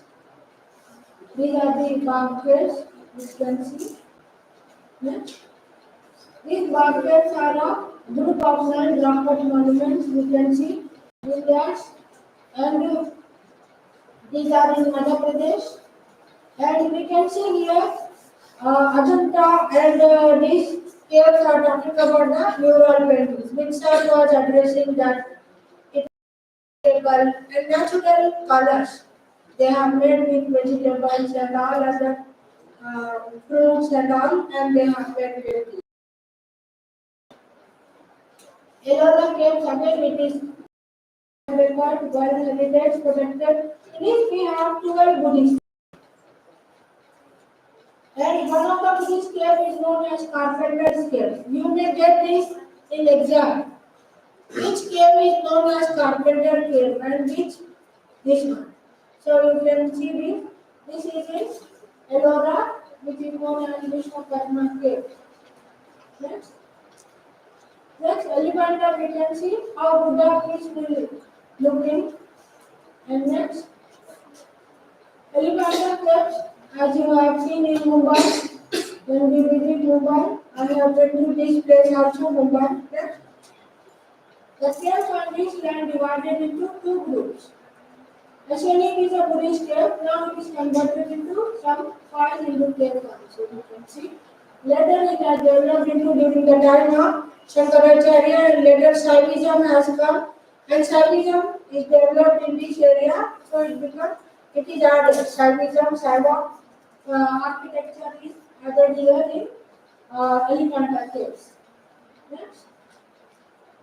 You can see some of the sculptures of Buddha, how we can see in different caves, how this is talking about the peace culture of India. India is known for its Buddhist world. To the world, India is known for Buddha as a peace country. Next, we see the natural cave where Buddha meditated. This was the natural cave Buddha used to do and meditate. Next, many Buddhist sites are there even in Andhra. So Andhra, you can see all these are Buddhist places. Salimundam, Kaurala Konda, Babikonda, Sankarama, all these many Bachiprolu, Kumari Konda, Amaravati, Jagayapeta, Nagarjun Konda is very famous for all Buddhist sites. So to develop all these Buddhist sites, the back of this is only Buddha's principles. To live a simple, happy life. For this much art and architecture developed in each and every part of the country and now world also. Next. Gundapalli group of Buddhist monument, this is in Andhra. Next. Bojana Konda, this is all Andhra. Kavodala Konda, Charles. Next. These are all located in Andhra, many different places, which we have seen in the map. These are all places of Buddhism. Next. Now Buddhism in Telangana. This is what Mujhalinda. This architecture you can see Amaravati School of Art. This you can see in the modern period, during this period, it is developed this art and architecture, Mujhalinda. Why? Because when Buddha was meditating, this snakes has come and protected. So because of that, this architecture is famous and it is up to Amaravati School of Art. You can see this in Andhra and this you can see the same sculpture is in Sri Lanka. Because from most of the Buddhist art and architecture from India, it is taken from Amaravati School of Art and it is protected there in the Sri Lanka. So Sri Lanka we have the same kind of Nagamujhalinda architecture in one of the Buddhist cave. It is Buddhist cave we can see in Sri Lanka. Sri Lanka I have visited. You can see that. This is in Bengal. Recently excavations are coming and this is converted into temple. Many Buddhist sites are converted into temples. Buddhist ladies are converted into Vedic temples. Next you can see this. One of the modern princely state ruler, Gujarat Vadodara. You can see who is the ruler here. Princely state ruler of Vadodara, Baroda. Yes? Baroda princely state ruler. Shahu Maharaj. Sayajirao Gaikwad? Yes.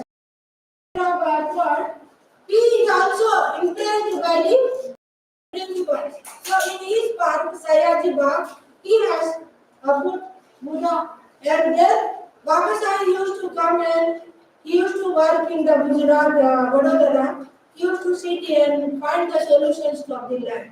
So here, Baba Sahib took one circle that I will liberate India from all kinds of slavery through the re-establishment of Buddhism. So you can see this is the very historical importance in Vadodara place. Next.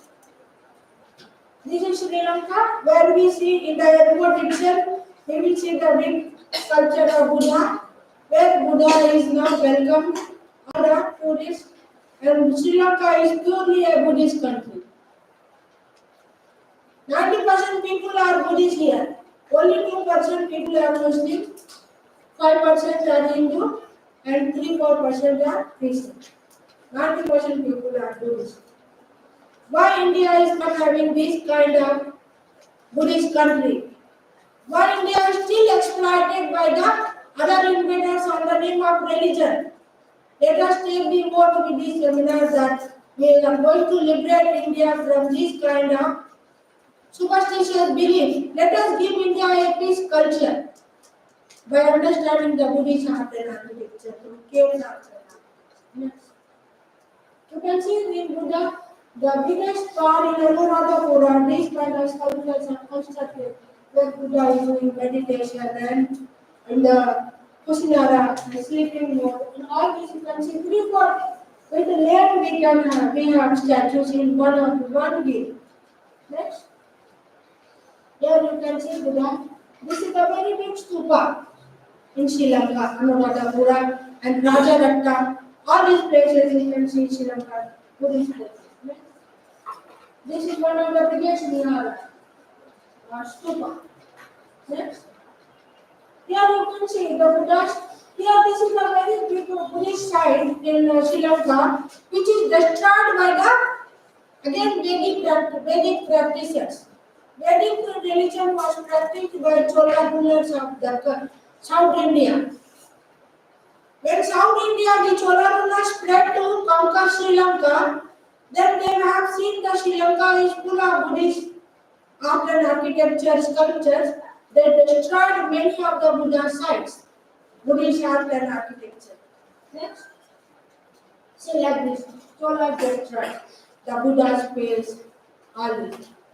So why, if you are following one religion, you should not destroy other religious art and architecture, no? If it is wrong, you can destroy, but it is not wrong, no? It is giving India an identity of peace culture. We should protect the peace. We should not give importance to this kind of exploitations.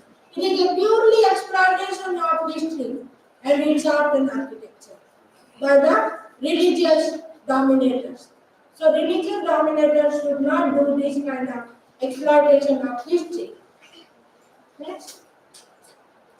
You can see the Buddhist cave art and architecture in China. In China we have 1,000 Buddha caves. Next. This is the 1,000 Buddha caves. Here we can see a biggest hill where we can see the 1,000 Buddha caves are constructed during the Tang Dynasty. And China became the biggest follower of Buddha. So we can see many Buddhist art and architecture in China. Next. This is all inside the paintings inside the Buddha's 1,000 caves. Next.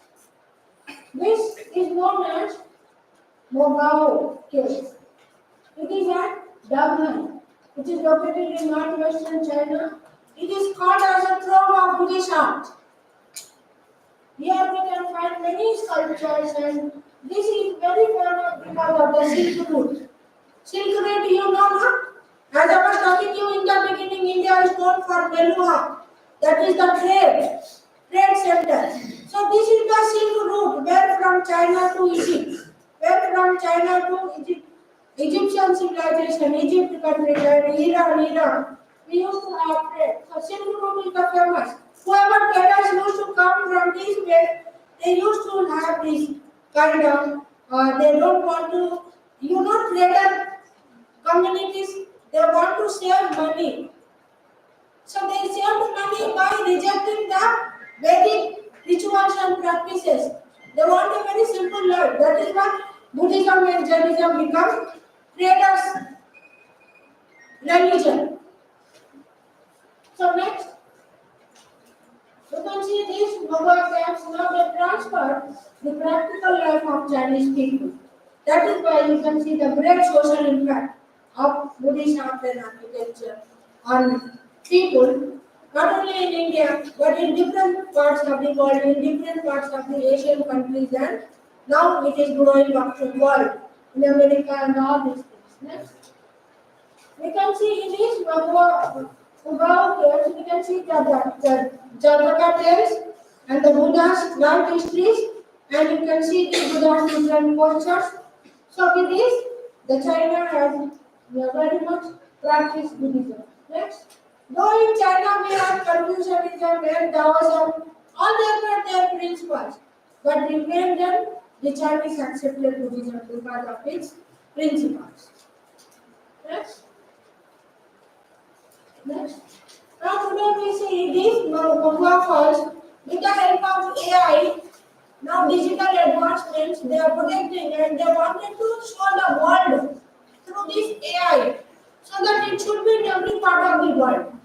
So that is the contribution now with the help of digital technologies they are doing. Next.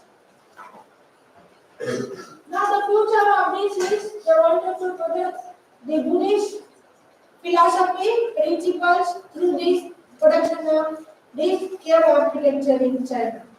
But what Indians are doing, let us move next. Next. Now this is one of the Buddhist museums you can see. Many museums are protected Buddhist architecture, art and sculptures to understand the peace culture of India. Next.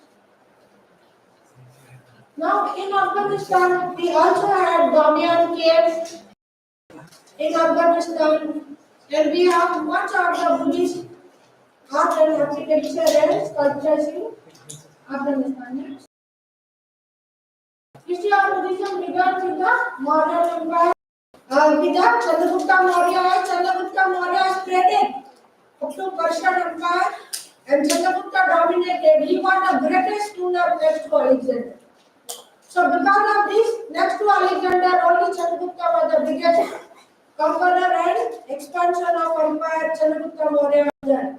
Next, it is followed by the Ashoka. And we see because of this, many Buddhist constructions of an architecture come in Afghanistan. So Bamiyan Buddha, which is famous, we can see that. Famous temples and monasteries in Afghanistan, we can see many of them are which are now the present government UNESCO is protecting the Buddhist art and architecture in Afghanistan. You can see today there is no Buddha statue in Bamiyan Hills. There is no statue because it is destroyed. Next. Next. Yeah. Now this you can see, it is in Gandhara. You can see this also from Afghanistan. Next. India is becoming another Afghanistan. It is correct or no? Let us understand. How do you prove? Because of many Buddhist sites are either converted into Vedic religion or either destroyed. Today also you can see the Mahamodi temple. It is again dominated by Vedic religion. Today the movement is going on. Mahamodi Mukti Andolan in current. Since 100 years, the Buddhists are fighting for Mahamodi liberation, but still it is. Now it is ongoing movement. If you go to Bihar and see Bodh Gaya, you can see the movement. Many parts of the Buddhist people are now protesting to get it. Even the Vedic religion did not leave the birthplace of Buddha or the enlightened place of Buddha. Bodh Gaya is enlightened place of Buddha. Even they wanted to convert into Vedic religion. Why this is in front of the country? This is the big question today. Do we not want either peace culture or we want to live with customs and traditions and highly costly practices? What is India's future? Why we are making India as another Afghanistan? Why we are destroying our Buddhist sites? Today it is in front of many challenges to protect the Buddhist art and architecture through their production. Next. Now, what is the social impact of Buddhism? Buddhism liberated from all kinds of slavery. Do you want to still live as a slave life? Either religious slavery or religion. So Buddha has given us liberation from all kinds of slavery through freedom of thoughts. Freedom of thought is very, very important. Freedom of thought will come only when we cultivate the mind. Without cultivation of mind, we cannot live as a human life. We become more hard than human. That is why humanism is disappearing in the world. We are fighting so many battles. We are not advancing a peaceful life. We only want to dominate each other. Why our religion is teaching like that? Buddhism is not teaching that. Buddhism is teaching about equality, fraternity, justice, liberty. So let us see that India should be a region, the land of Buddhist identity. With this, let us liberate from the shackles of slavery, caste, and let us live a happy, peaceful and prosperous life. Next. In India, we have seen Buddhist faith in India but in other world, we have seen many countries are protecting Buddhism today. And many young generation are talking is Gautam Buddha is a fake. Gautam Buddha is imaginary. Gautam Buddha is not a historical figure. Because young generation are guided wrongly by the present generations. So present generation teaching should be correct in history.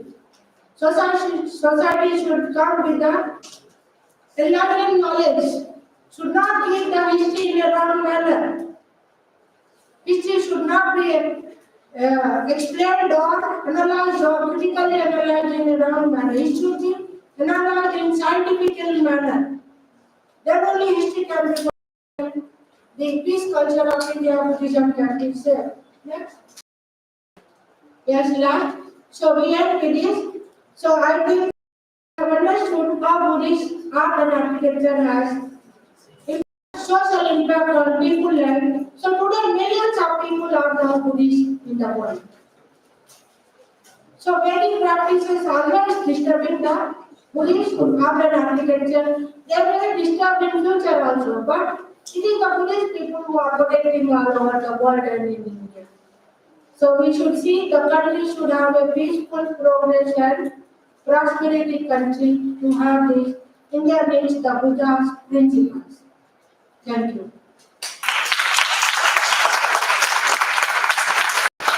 So we should say one is Buddham Sharanam Gacchami, Dhammam Sharanam Gacchami, Sangham Sharanam Gacchami.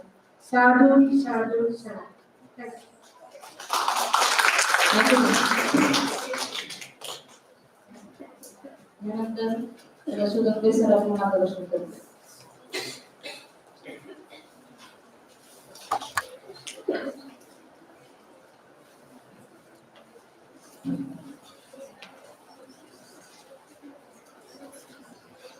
सर्वप्रथम सर्वांना नमस्कार. आपलं हे महाविद्यालय ज्या महामानवाच्या नावाने चालतं ते महामानव की ज्यांनी आपल्या महाराष्ट्रामध्ये सामाजिक सुधारणा करण्याचं काम मोठ्या प्रमाणात केलं आणि पूर्ण समाज घडवून काढला अशा या महामानवाला सर्वप्रथम विनम्र अभिवादन करतो. आणि तसंच की मॅडमने आपल्या पूर्ण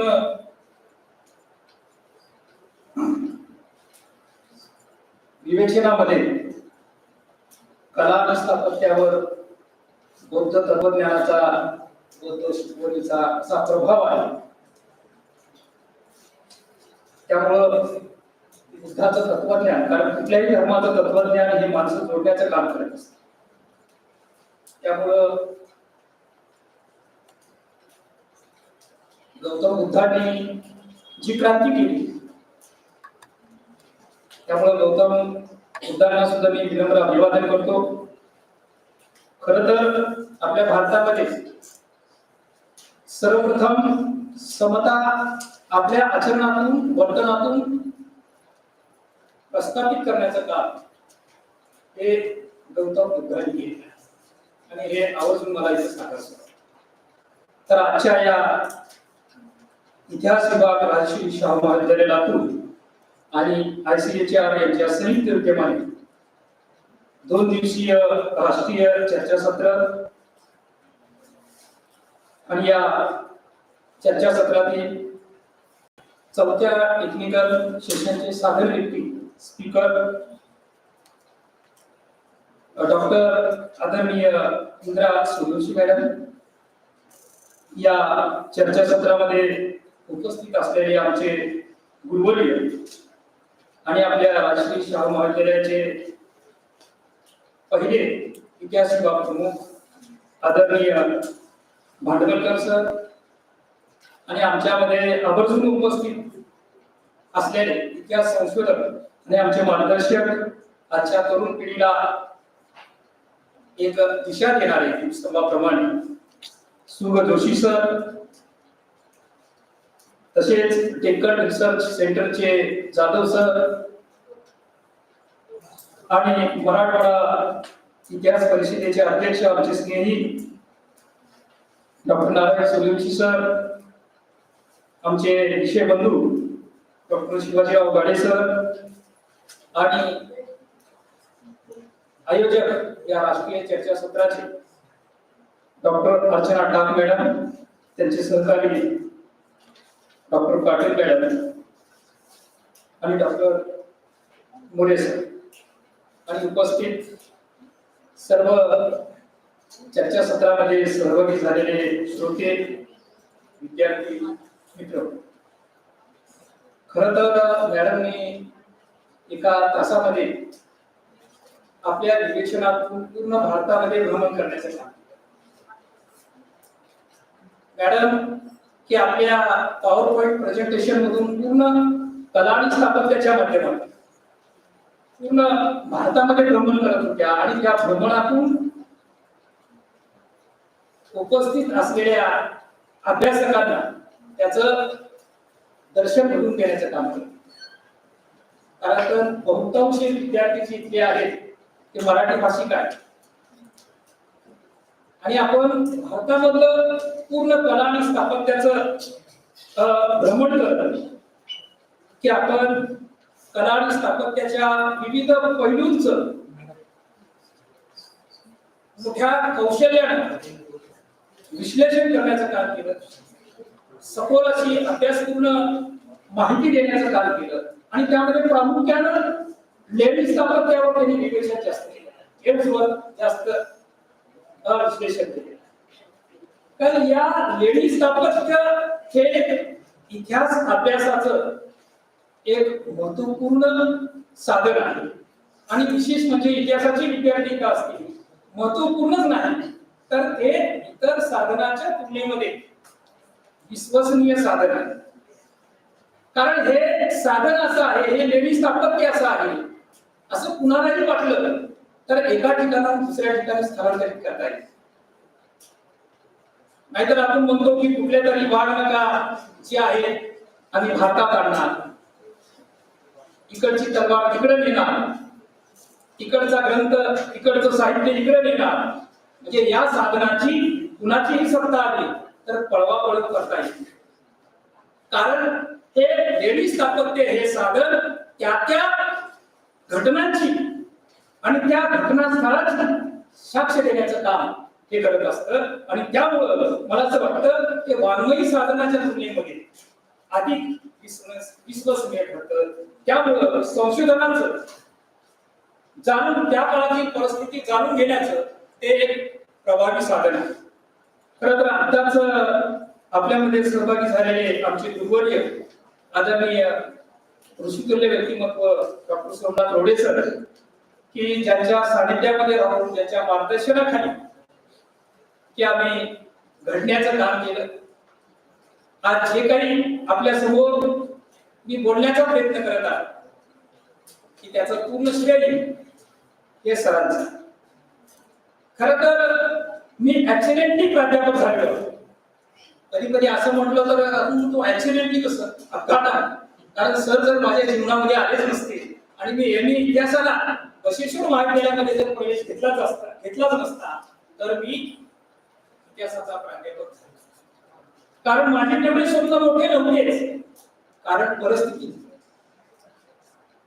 बऱ्याच वेळी परिस्थितीमुळे माणूस घडतो बी आणि परिस्थितीमुळे माणूस बिघडतो. की सानिध्य, चांगल्या व्यक्तींचं सानिध्य जर आपल्या जीवनामध्ये आलं तर आपण सहजरित्या घडत जातो.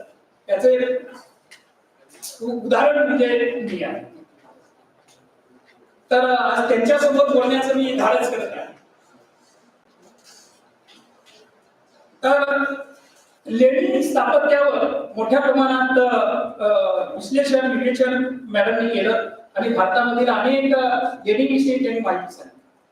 पण मला असं वाटतं की इथले महाराष्ट्रातल्या लेणी सांगणं गरजेचं आहे की लेणी स्थापत्य सांगत असताना की लेणी हा शब्द कसा, त्याची उत्पत्ती कशी आहे, हे बी मला असं वाटतं की गरजेचं आहे. की लेणी हा शब्द लेणी या शब्दापासून बनला. लेणी म्हणजे दागिना, एक देवाघरची लेणी. आपण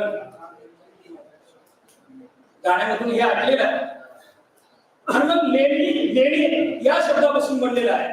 मग लेणी म्हणजे काय, की लेणी म्हणजे निसर्गाचा दागिना, निसर्गाचा दागिना. आणि प्रामुख्याने जर विविध ठिकाणच्या भारतामध्ये आणि आपल्या महाराष्ट्रामध्ये जर आपण लेणी निर्मितीचं जर ठिकाण पाहिलं तर ते ठिकाण हे मुख्य रस्त्याच्या कडेला असलेलं आपल्याला दिसतं. महामार्गाच्या कडेला असलेला आपल्याला दिसून येतं. कारण त्या लेण्या ज्यांनी निर्माण केल्या त्यांचा एकच उद्देश असावा असं मला वाटतं. कारण सहजरित्या त्या लेणीपर्यंत सामान्यातल्या सामान्य माणसाला पोहोचता येईल. अभ्यासक तर कुठेही पोहोचतात, कवी तर कुठेही पोहोचतात. आपण म्हणतो जहाना पहुंचे रवी वहा पहुंचे कवी. पण आता मला असं वाटतं सामान्य माणूस जिथं पोहोचत नाही तिथं इतिहास संशोधक पोहोचवण्याचं काम करत असतात. आणि त्यामुळे तर हे आपल्या समोर सगळे काय झालेले आहेत, हे वेगवेगळे शोध लागलेले आहेत. की मॅडमनी सर्वप्रथमच सांगितलं की बघ नागरीकरण कसं सुरू झालं, शेतीपासून नागरीकरण सुरू झालं. पण अनेक शोध लावले मानवाने, पण आणखी एक शोध लावायचा राहिलेला आहे की शेतीचा शोध कोण लावला. हे नाव गुलदस्त्यात आहे. गुलदस्त्यात हे नाव आणखी पुढे आलेलं नाहीये. पण एका ठिकाणी मला वाचण्यात आलं की शेतीचा शोध लावला एका महिलेने लावला, पण त्या महिलेचं नाव उपलब्ध नाही. आणि मग तिथून खऱ्या अर्थानं नागरीकरणाला सुरुवात झाली. आणि आपण बघतो की वेगवेगळ्या राजवटीमध्ये मग त्या प्राचीन काळामधल्या राजवटी असतील त्या आपण अधिकारचं जर आपण पाहिलं तर इसवी सन पूर्व 230 मधलं जर एक प्रभावी राजवट जर आपण पाहिली महाराष्ट्रात तर ते म्हणजे सातवाहनांची आहे. कारण सातवाहन काळामध्ये अनेक नागरिक केंद्र जी आहेत ती उदयाला आली. आणि प्रामुख्यानं आपण बघतो की तगर, ज्याला ते हे नाव पडलं तगर. आता तगर पासून ते कसं झालं आणि सातवाहनांची ती त्या काळात नाही. आता सातवाहनांची राजधानी प्रतिष्ठान जरी असली, पैठण जरी असली तर तगर म्हणजे आजच्या काळातलं ते त्या काळातली सातवाहनांची आर्थिक राजधानी होती. आर्थिक राजधानी होती. ज्याप्रमाणे आज आपण पाहतो की आपल्या भारताची राजधानी दिल्ली जरी असली तर खऱ्या अर्थानं भारताची आर्थिक राजधानी मुंबई आहे. आणि तिथल्या संशोधनावरून, त्या काळातील संशोधनावरून ते अनेक जी काही शिल्प आहेत त्याच्यावर एक माहिती पुढे अशी आलेली आहे की हस्ती दंतापासून बनवलेल्या बाहुल्या आहेत आणि त्याच्यापासून माहिती अशी आणि पुढे आलेली आहे की सातवाहन काळामध्ये व्यापार जो आहे सरळ भारताचा व्यापार रोमशी चालतो आणि ते आता आपण बघतो की त्या काळातलं ते हे तत्कालीन काळातलं वैभवाचं केंद्र होतं, आंतरराष्ट्रीय बाजारपेठेचं केंद्र होतं, व्यापार पेठेचं केंद्र होतं. जर तिथं अनेकदा उत्खनन झाले डेव्हलपर सर वगैरे तिथं गेलेले आहेत, अनेकदा उत्खनन झालेलं आहे, अनेक माहिती तिथं पुढे आली. म्हणजे आजच्या काळात जर आपण ते नगर पाहिलं तर असं आपल्याला असं वाटतं इसवी सन पूर्व 230 ते इसवी सन 230 म्हणजे जवळपास 460 वर्ष राज्य करण्याचं काम त्यांनी केलं आणि 460 वर्ष राज्य त्यांनी केलं आणि त्या 460 वर्षाच्या काळामध्ये एक महत्वपूर्ण नागरिक येतं, एक महत्वपूर्ण शहर, एक आंतरराष्ट्रीय व्यापार पेठेचं केंद्र म्हणून ते होतं. आणि आजच्या काळात जर आपण ते पाहिलं तर आजच्या विद्यार्थ्यांना असं वाटेल काय होते असं कसं. पण आजच्या काळामध्ये त्याचं जर वैभव आपल्याला पाहायचं झालं तर आपल्याला त्या वैभवाचं दर्शन तिथल्या वस्तू संग्रहालयामधून, म्युझियममधून, अनेक त्या काळातल्या उपकरणामध्ये असतील. आता कैलासवासी रामलिंगप्पा लांबुरे की यांना त्या परिसरामध्ये शेतात असतील किंवा घर बांधकाम करताना ज्या काही वस्तू सापडल्या, नाणी सापडली, खापरं सापडली, मूर्त्या सापडल्या, त्याचा संग्रह करण्याचा छंदच त्यांना लागला. कारण कुठला तरी छंद असणं गरजेचं असतं जीवनामध्ये. छंद असला की माणसाला जीवनामध्ये गंध येतो, नाहीतर माणसं बंद राहतात. छंद, गंध आणि बंध असा हा छंद जीवाला त्या पुढचं बोलणार. तर अशा पद्धतीने कला आणि स्थापत्य असं म्हटलं जातं की कला आणि स्थापत्याचा त्या त्या काळातील राजकीय मधील समाज जीवनावर मोठ्या प्रमाणात प्रभाव आपल्याला पडलेला दिसतो. कारण कला, स्थापत्य, भाषा, लिपी हे त्या त्या काळातील संस्कृती संवर्धनाचं महत्वपूर्ण माध्यम आणि प्रभावी माध्यम असतं आणि आज सुद्धा ते आहे. खऱ्या अर्थानं की कला, स्थापत्य, भाषा, लिपी, साहित्य हे एका पिढीपासून दुसऱ्या पिढीपर्यंत संस्कृती वहन करण्याचं काम करत असतं.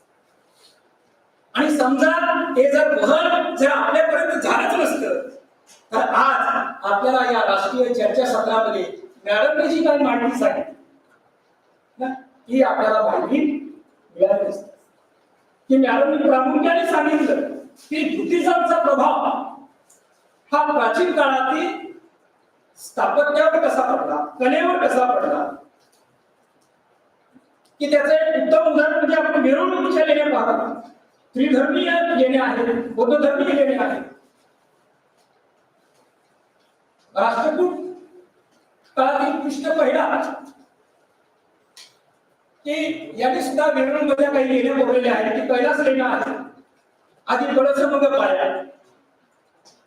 म्हणजे आधी कळस डोंगरामध्ये अगोदर काय केलेलं आहे, कळस काय केलेला आहे, पोखरलेला आहे, कोरलेला आहे आणि मग पुन्हा पाया. असं जर आपण म्हटलं की असं सुद्धा असतं का? आजच्या काळात जर कुठल्या कलाकाराला असं म्हटलं की नाही आम्हाला आता एका नवीन टाईपने नवीन रचनेने आम्हाला एक घर बांधायचं आहे, आम्हाला एक महल बांधायचं आहे, असं एक आपल्याला एक स्थापत्य निर्माण करायचं आहे आजच्या काळामध्ये की राष्ट्रकूट काळाप्रमाणे करायचं. शक्य आहे का? नाही शक्य. कारण आपल्याला असं वाटतं की शक्य नाही, पण आजच्या काळात विज्ञान आणि तंत्रज्ञान काळामध्ये काही शक्य आहे. सर्व शक्य आहे. सर्व जरी शक्य असलं फक्त एकच शक्य नाही, आणखी कुणाच्या मनात काय चाललंय हे ओळखणं शक्य झालेलं नाही. मला असं वाटतं त्याच्यावर शोध न लागलेलाच बरं. नाही त्याच्यावर जर शोध लागला तर मला असं वाटतं माणसं माणसात राहणार नाही. हा विषयांतराचा हा भाग झाला. तर मॅडमनी बुद्धिझमचा प्रभाव सांगत असताना आणि मला आवर्जून आमचे गुरुवर्य भांडवलकर सर ना पाहिल्यानंतर मला आठवलं की प्रामुख्यानं भारतामध्ये बुद्ध धर्माचा उदय झाला, पण भारतामध्ये सम्राट अशोकाने कलिंगच्या युद्धानंतर जे काही बौद्ध धर्माचा प्रचार भारतामध्ये केला आणि भारताबाहेर केला आणि त्यामुळं कला स्थापत्य सुद्धा भारताबाहेर पर्यंत पोहोचलं. आज आपण बघतो की भारतापेक्षा जास्त साऊथ एशिया मध्ये, आग्नेय आशियामध्ये बौद्ध धर्माचे मंदिर, बुद्धाचे मंदिर हे जास्त आहे आणि त्यामध्ये ती सुवर्ण मंदिर आहे. मला हे आठवलं की सरांनी आम्हाला आग्नेय आशियाचा इतिहास शिकवला, एशिया, आणि भांडवलकर सरांचं एक पुस्तक सुद्धा आहे, ग्रंथ, एक आंबेडकर आणि आम्हाला लिहिलेला असताना साऊथ एशिया हा पेपर होता. अत्यंत कठीण, म्हणजे Indonesia, Indo China, Cambodia, Thailand, Malaysia, म्हणजे या विविध देशापर्यंत यापैकी अनेक देशाचा जो राजधर्म जो आहे, त्या देशाचा राष्ट्रधर्म जो आहे तो धर्म बौद्ध धर्म आहे. बौद्ध तत्वज्ञानाचे फॉलोअर जे आहेत ते त्या देशामध्ये आपल्याला मोठ्या प्रमाणात पाहायला मिळतात. तर मॅडमनी की आपल्या मार्गदर्शनामध्ये विविध लेणी विषयीचं सांगितलं. बार्बर लेणी आहे, पितळखोरा लेणी आहे, कोंडाणा लेणी आहे, कार्ले लेणी आहे, जुन्नर लेणी, वेरूळ लेणी, या अजिंठा लेणी आहे की या विविध लेणीविषयीची माहिती मॅडमनी आपल्या विवेचनामध्ये विवेचनामध्ये सांगितली. तर मला एक आवर्जून इथं सांगावंसं वाटतं, कारण कुठलंही स्थापत्य जी आहे कुठली ही कला जी आहे, कला आणि स्थापत्य की याच्यामध्ये धर्माचा प्रभाव असतो. धर्माचा प्रभाव जरी असला आणि त्या प्रभावातून त्याचा लोक जीवनावर प्रभाव पडतो आणि लोकांमध्ये एक नैतिकता आहे, नैतिकता वाढते. कारण कला आणि साहित्य असं म्हटलं जातं की art architecture is the mirror of society. कला, स्थापत्य, साहित्य यह समाज का दर्पण होता है. आणि कला साहित्य जे आहे त्या विशेषतः साहित्य कला ही काळाप्रमाणे काय होत जाते, बदलत जाते. प्राचीन काळामध्ये राज्यकर्त्यांनी लेणी खोदण्यासाठी पुढाकार घेतला. आजच्या काळामध्ये राज्यकर्ते मंदिर बांधण्यासाठी पुढाकार घेतात, है ना. आणि कधी कधी गुहेमध्ये सुद्धा जाऊन बसत आहे. हा सुद्धा काय आहे, धर्माचा प्रभाव आहे. पण हा धर्माचा प्रभाव लोकांच्या मध्ये नैतिकता वाढवण्यासाठी आहे का, त्यांचं जीवनमान उंचवण्यासाठी आहे का वोट बँक वाढवण्यासाठी आहे?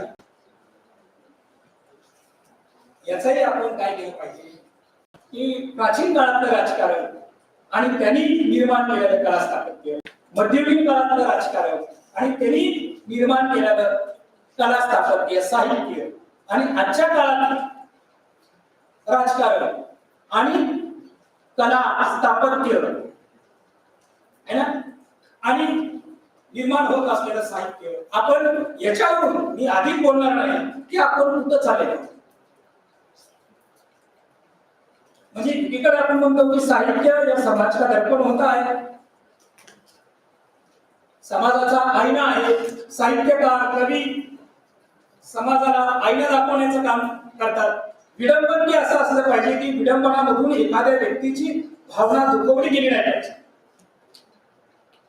त्याच्यामध्ये समीक्षा पाहिजे, डोळ्यामध्ये अंजन घातलं गेलं पाहिजे, पण कुणाच्या भावना दुखवू नये याचाही विचार झाला पाहिजे असं मला वाटतं. खरं तर असं म्हटलं जातं की सत्राध्यक्षांनी जास्त बोलायचं नसतं, साधक व्यक्तीने जास्त बोलायचं. स्पीकरनी जास्त बोलायचं असतं, फक्त सत्राध्यक्षांनी थोडक्यात त्याची काय करायची असते, समीक्षा करायची असते. तर या बरोबर फक्त लेडीज स्थापत्य म्हटलं की लेडीज स्थापत्याबरोबर आपल्या भारतामध्ये वेगवेगळे कला जी आहे, विशेषतः संगीत कला आहे, चित्रकला आहे, शिल्पकला आहे, मूर्तिकला आहे, याची निर्मिती मोठ्या प्रमाणात आहे. पण प्रश्न सापडतो की एक विषय अगोदरच्या सेशन मध्ये असा निघाला होता की लेणी स्थापत्य, मंदिर स्थापत्य, लेणी बोलण्याचं काम कोण केलं. खर तर मानवाची उत्क्रांती आपण इतिहासाचे अभ्यासात विद्यार्थी शिकतो. मानव टिकून एकच आहे, कारण डॉक्टर नारायण सूर्यवंशींनी सांगितलं की आपण माकडाचे वंशज आहोत, पण कधी कधी आपण माकडासारख्या एवढ्या माकडचाळी आपण करतो.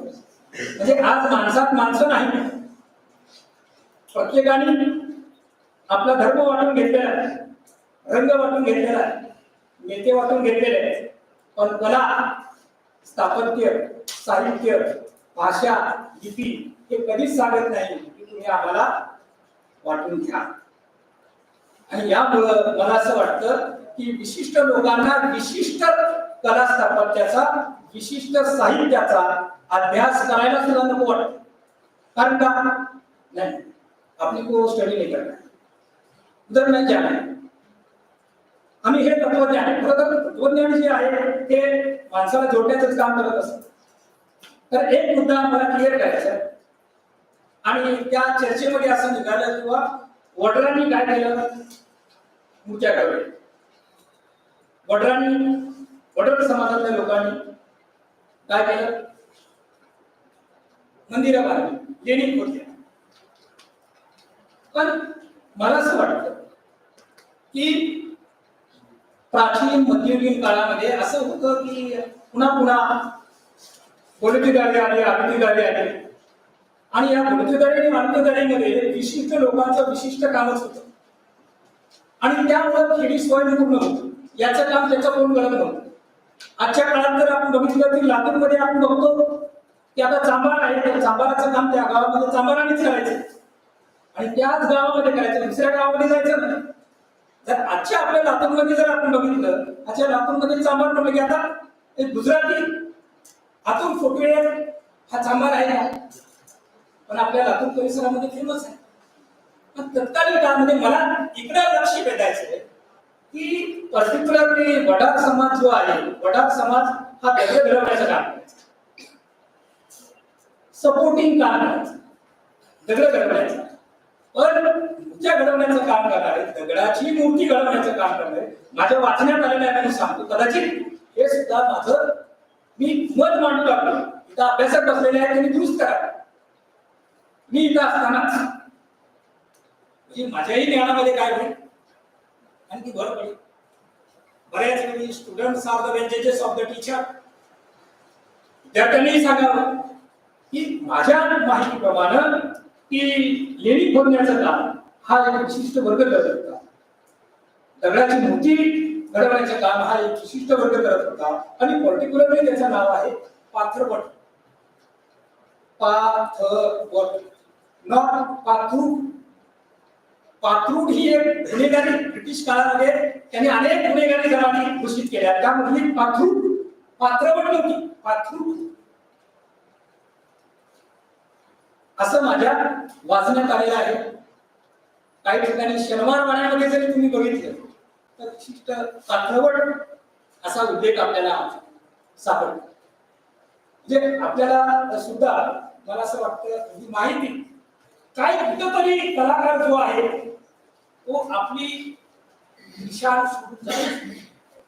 जसं गुन्हेगार कुठंतरी सोडून जातो, तसं कलाकार सुद्धा काय करतो, त्याच्याबरोबर बरोबर वागलं तर बरोबर आपला आविष्कार करतो, आणि चुकीचं वागलं तर बरोबर कुठंतरी आपण म्हणतो ना, सुद्धा कसा ब्लेड मारतो है ना, टेलर कसा करतो, अशा पद्धतीनं की कलाकार हा असतो.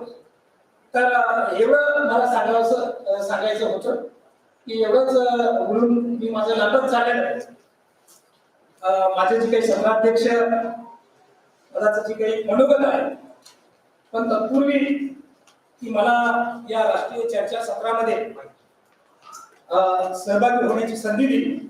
खरं तर मी जी काही पेपर रेडिंग होती त्या सत्राचा सत्राध्यक्ष आहे असं मला सांगण्यात आलेलं होतं आणि अचानक पुन्हा मला या आजच्या चौथ्या सत्राचं सत्राध्यक्ष केलं आणि त्यामुळं खरं सत्राध्यक्ष होणं, इथं बसणं आणि ते तेवढं 1-1.25 तासाचं ऐकून घेणं आणि त्याच्यावर आपलं मत व्यक्त करणं, त्याच्यावर आपली समीक्षा व्यक्त करणं, ही सुद्धा एक काय असते, परीक्षा असते.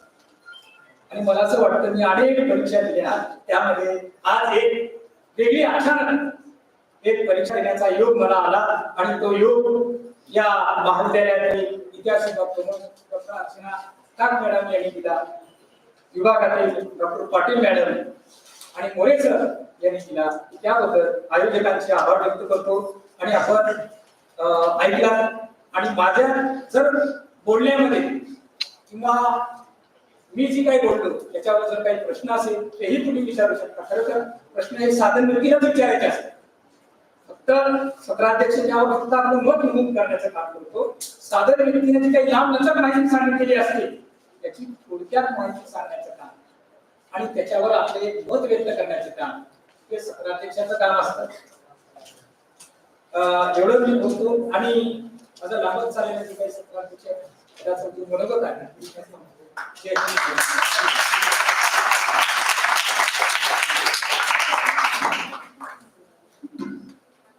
Thank you, sir. I'm very thankful to Dr. Indira Madam. She, with PPT, she presented her topic very nicely, and they will be very helpful to our students because the subject is little bit boring subject and difficult subject. But with your PPT and your that particular tag to express, it became very easy for our students, and it will be forever in their mind. And I am also thankful to our chairperson, Dr. Dande sir. He also guided with this subject in easy language again, in short.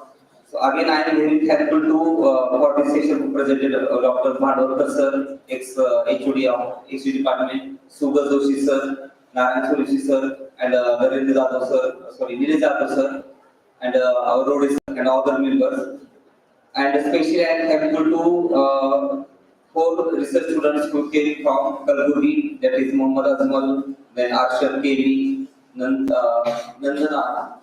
Vandana KV, and Anushita KV. So on behalf of Rajesh Shaw Mahavidyalaya and Latur City, I am thankful to 4 students who attended this seminar.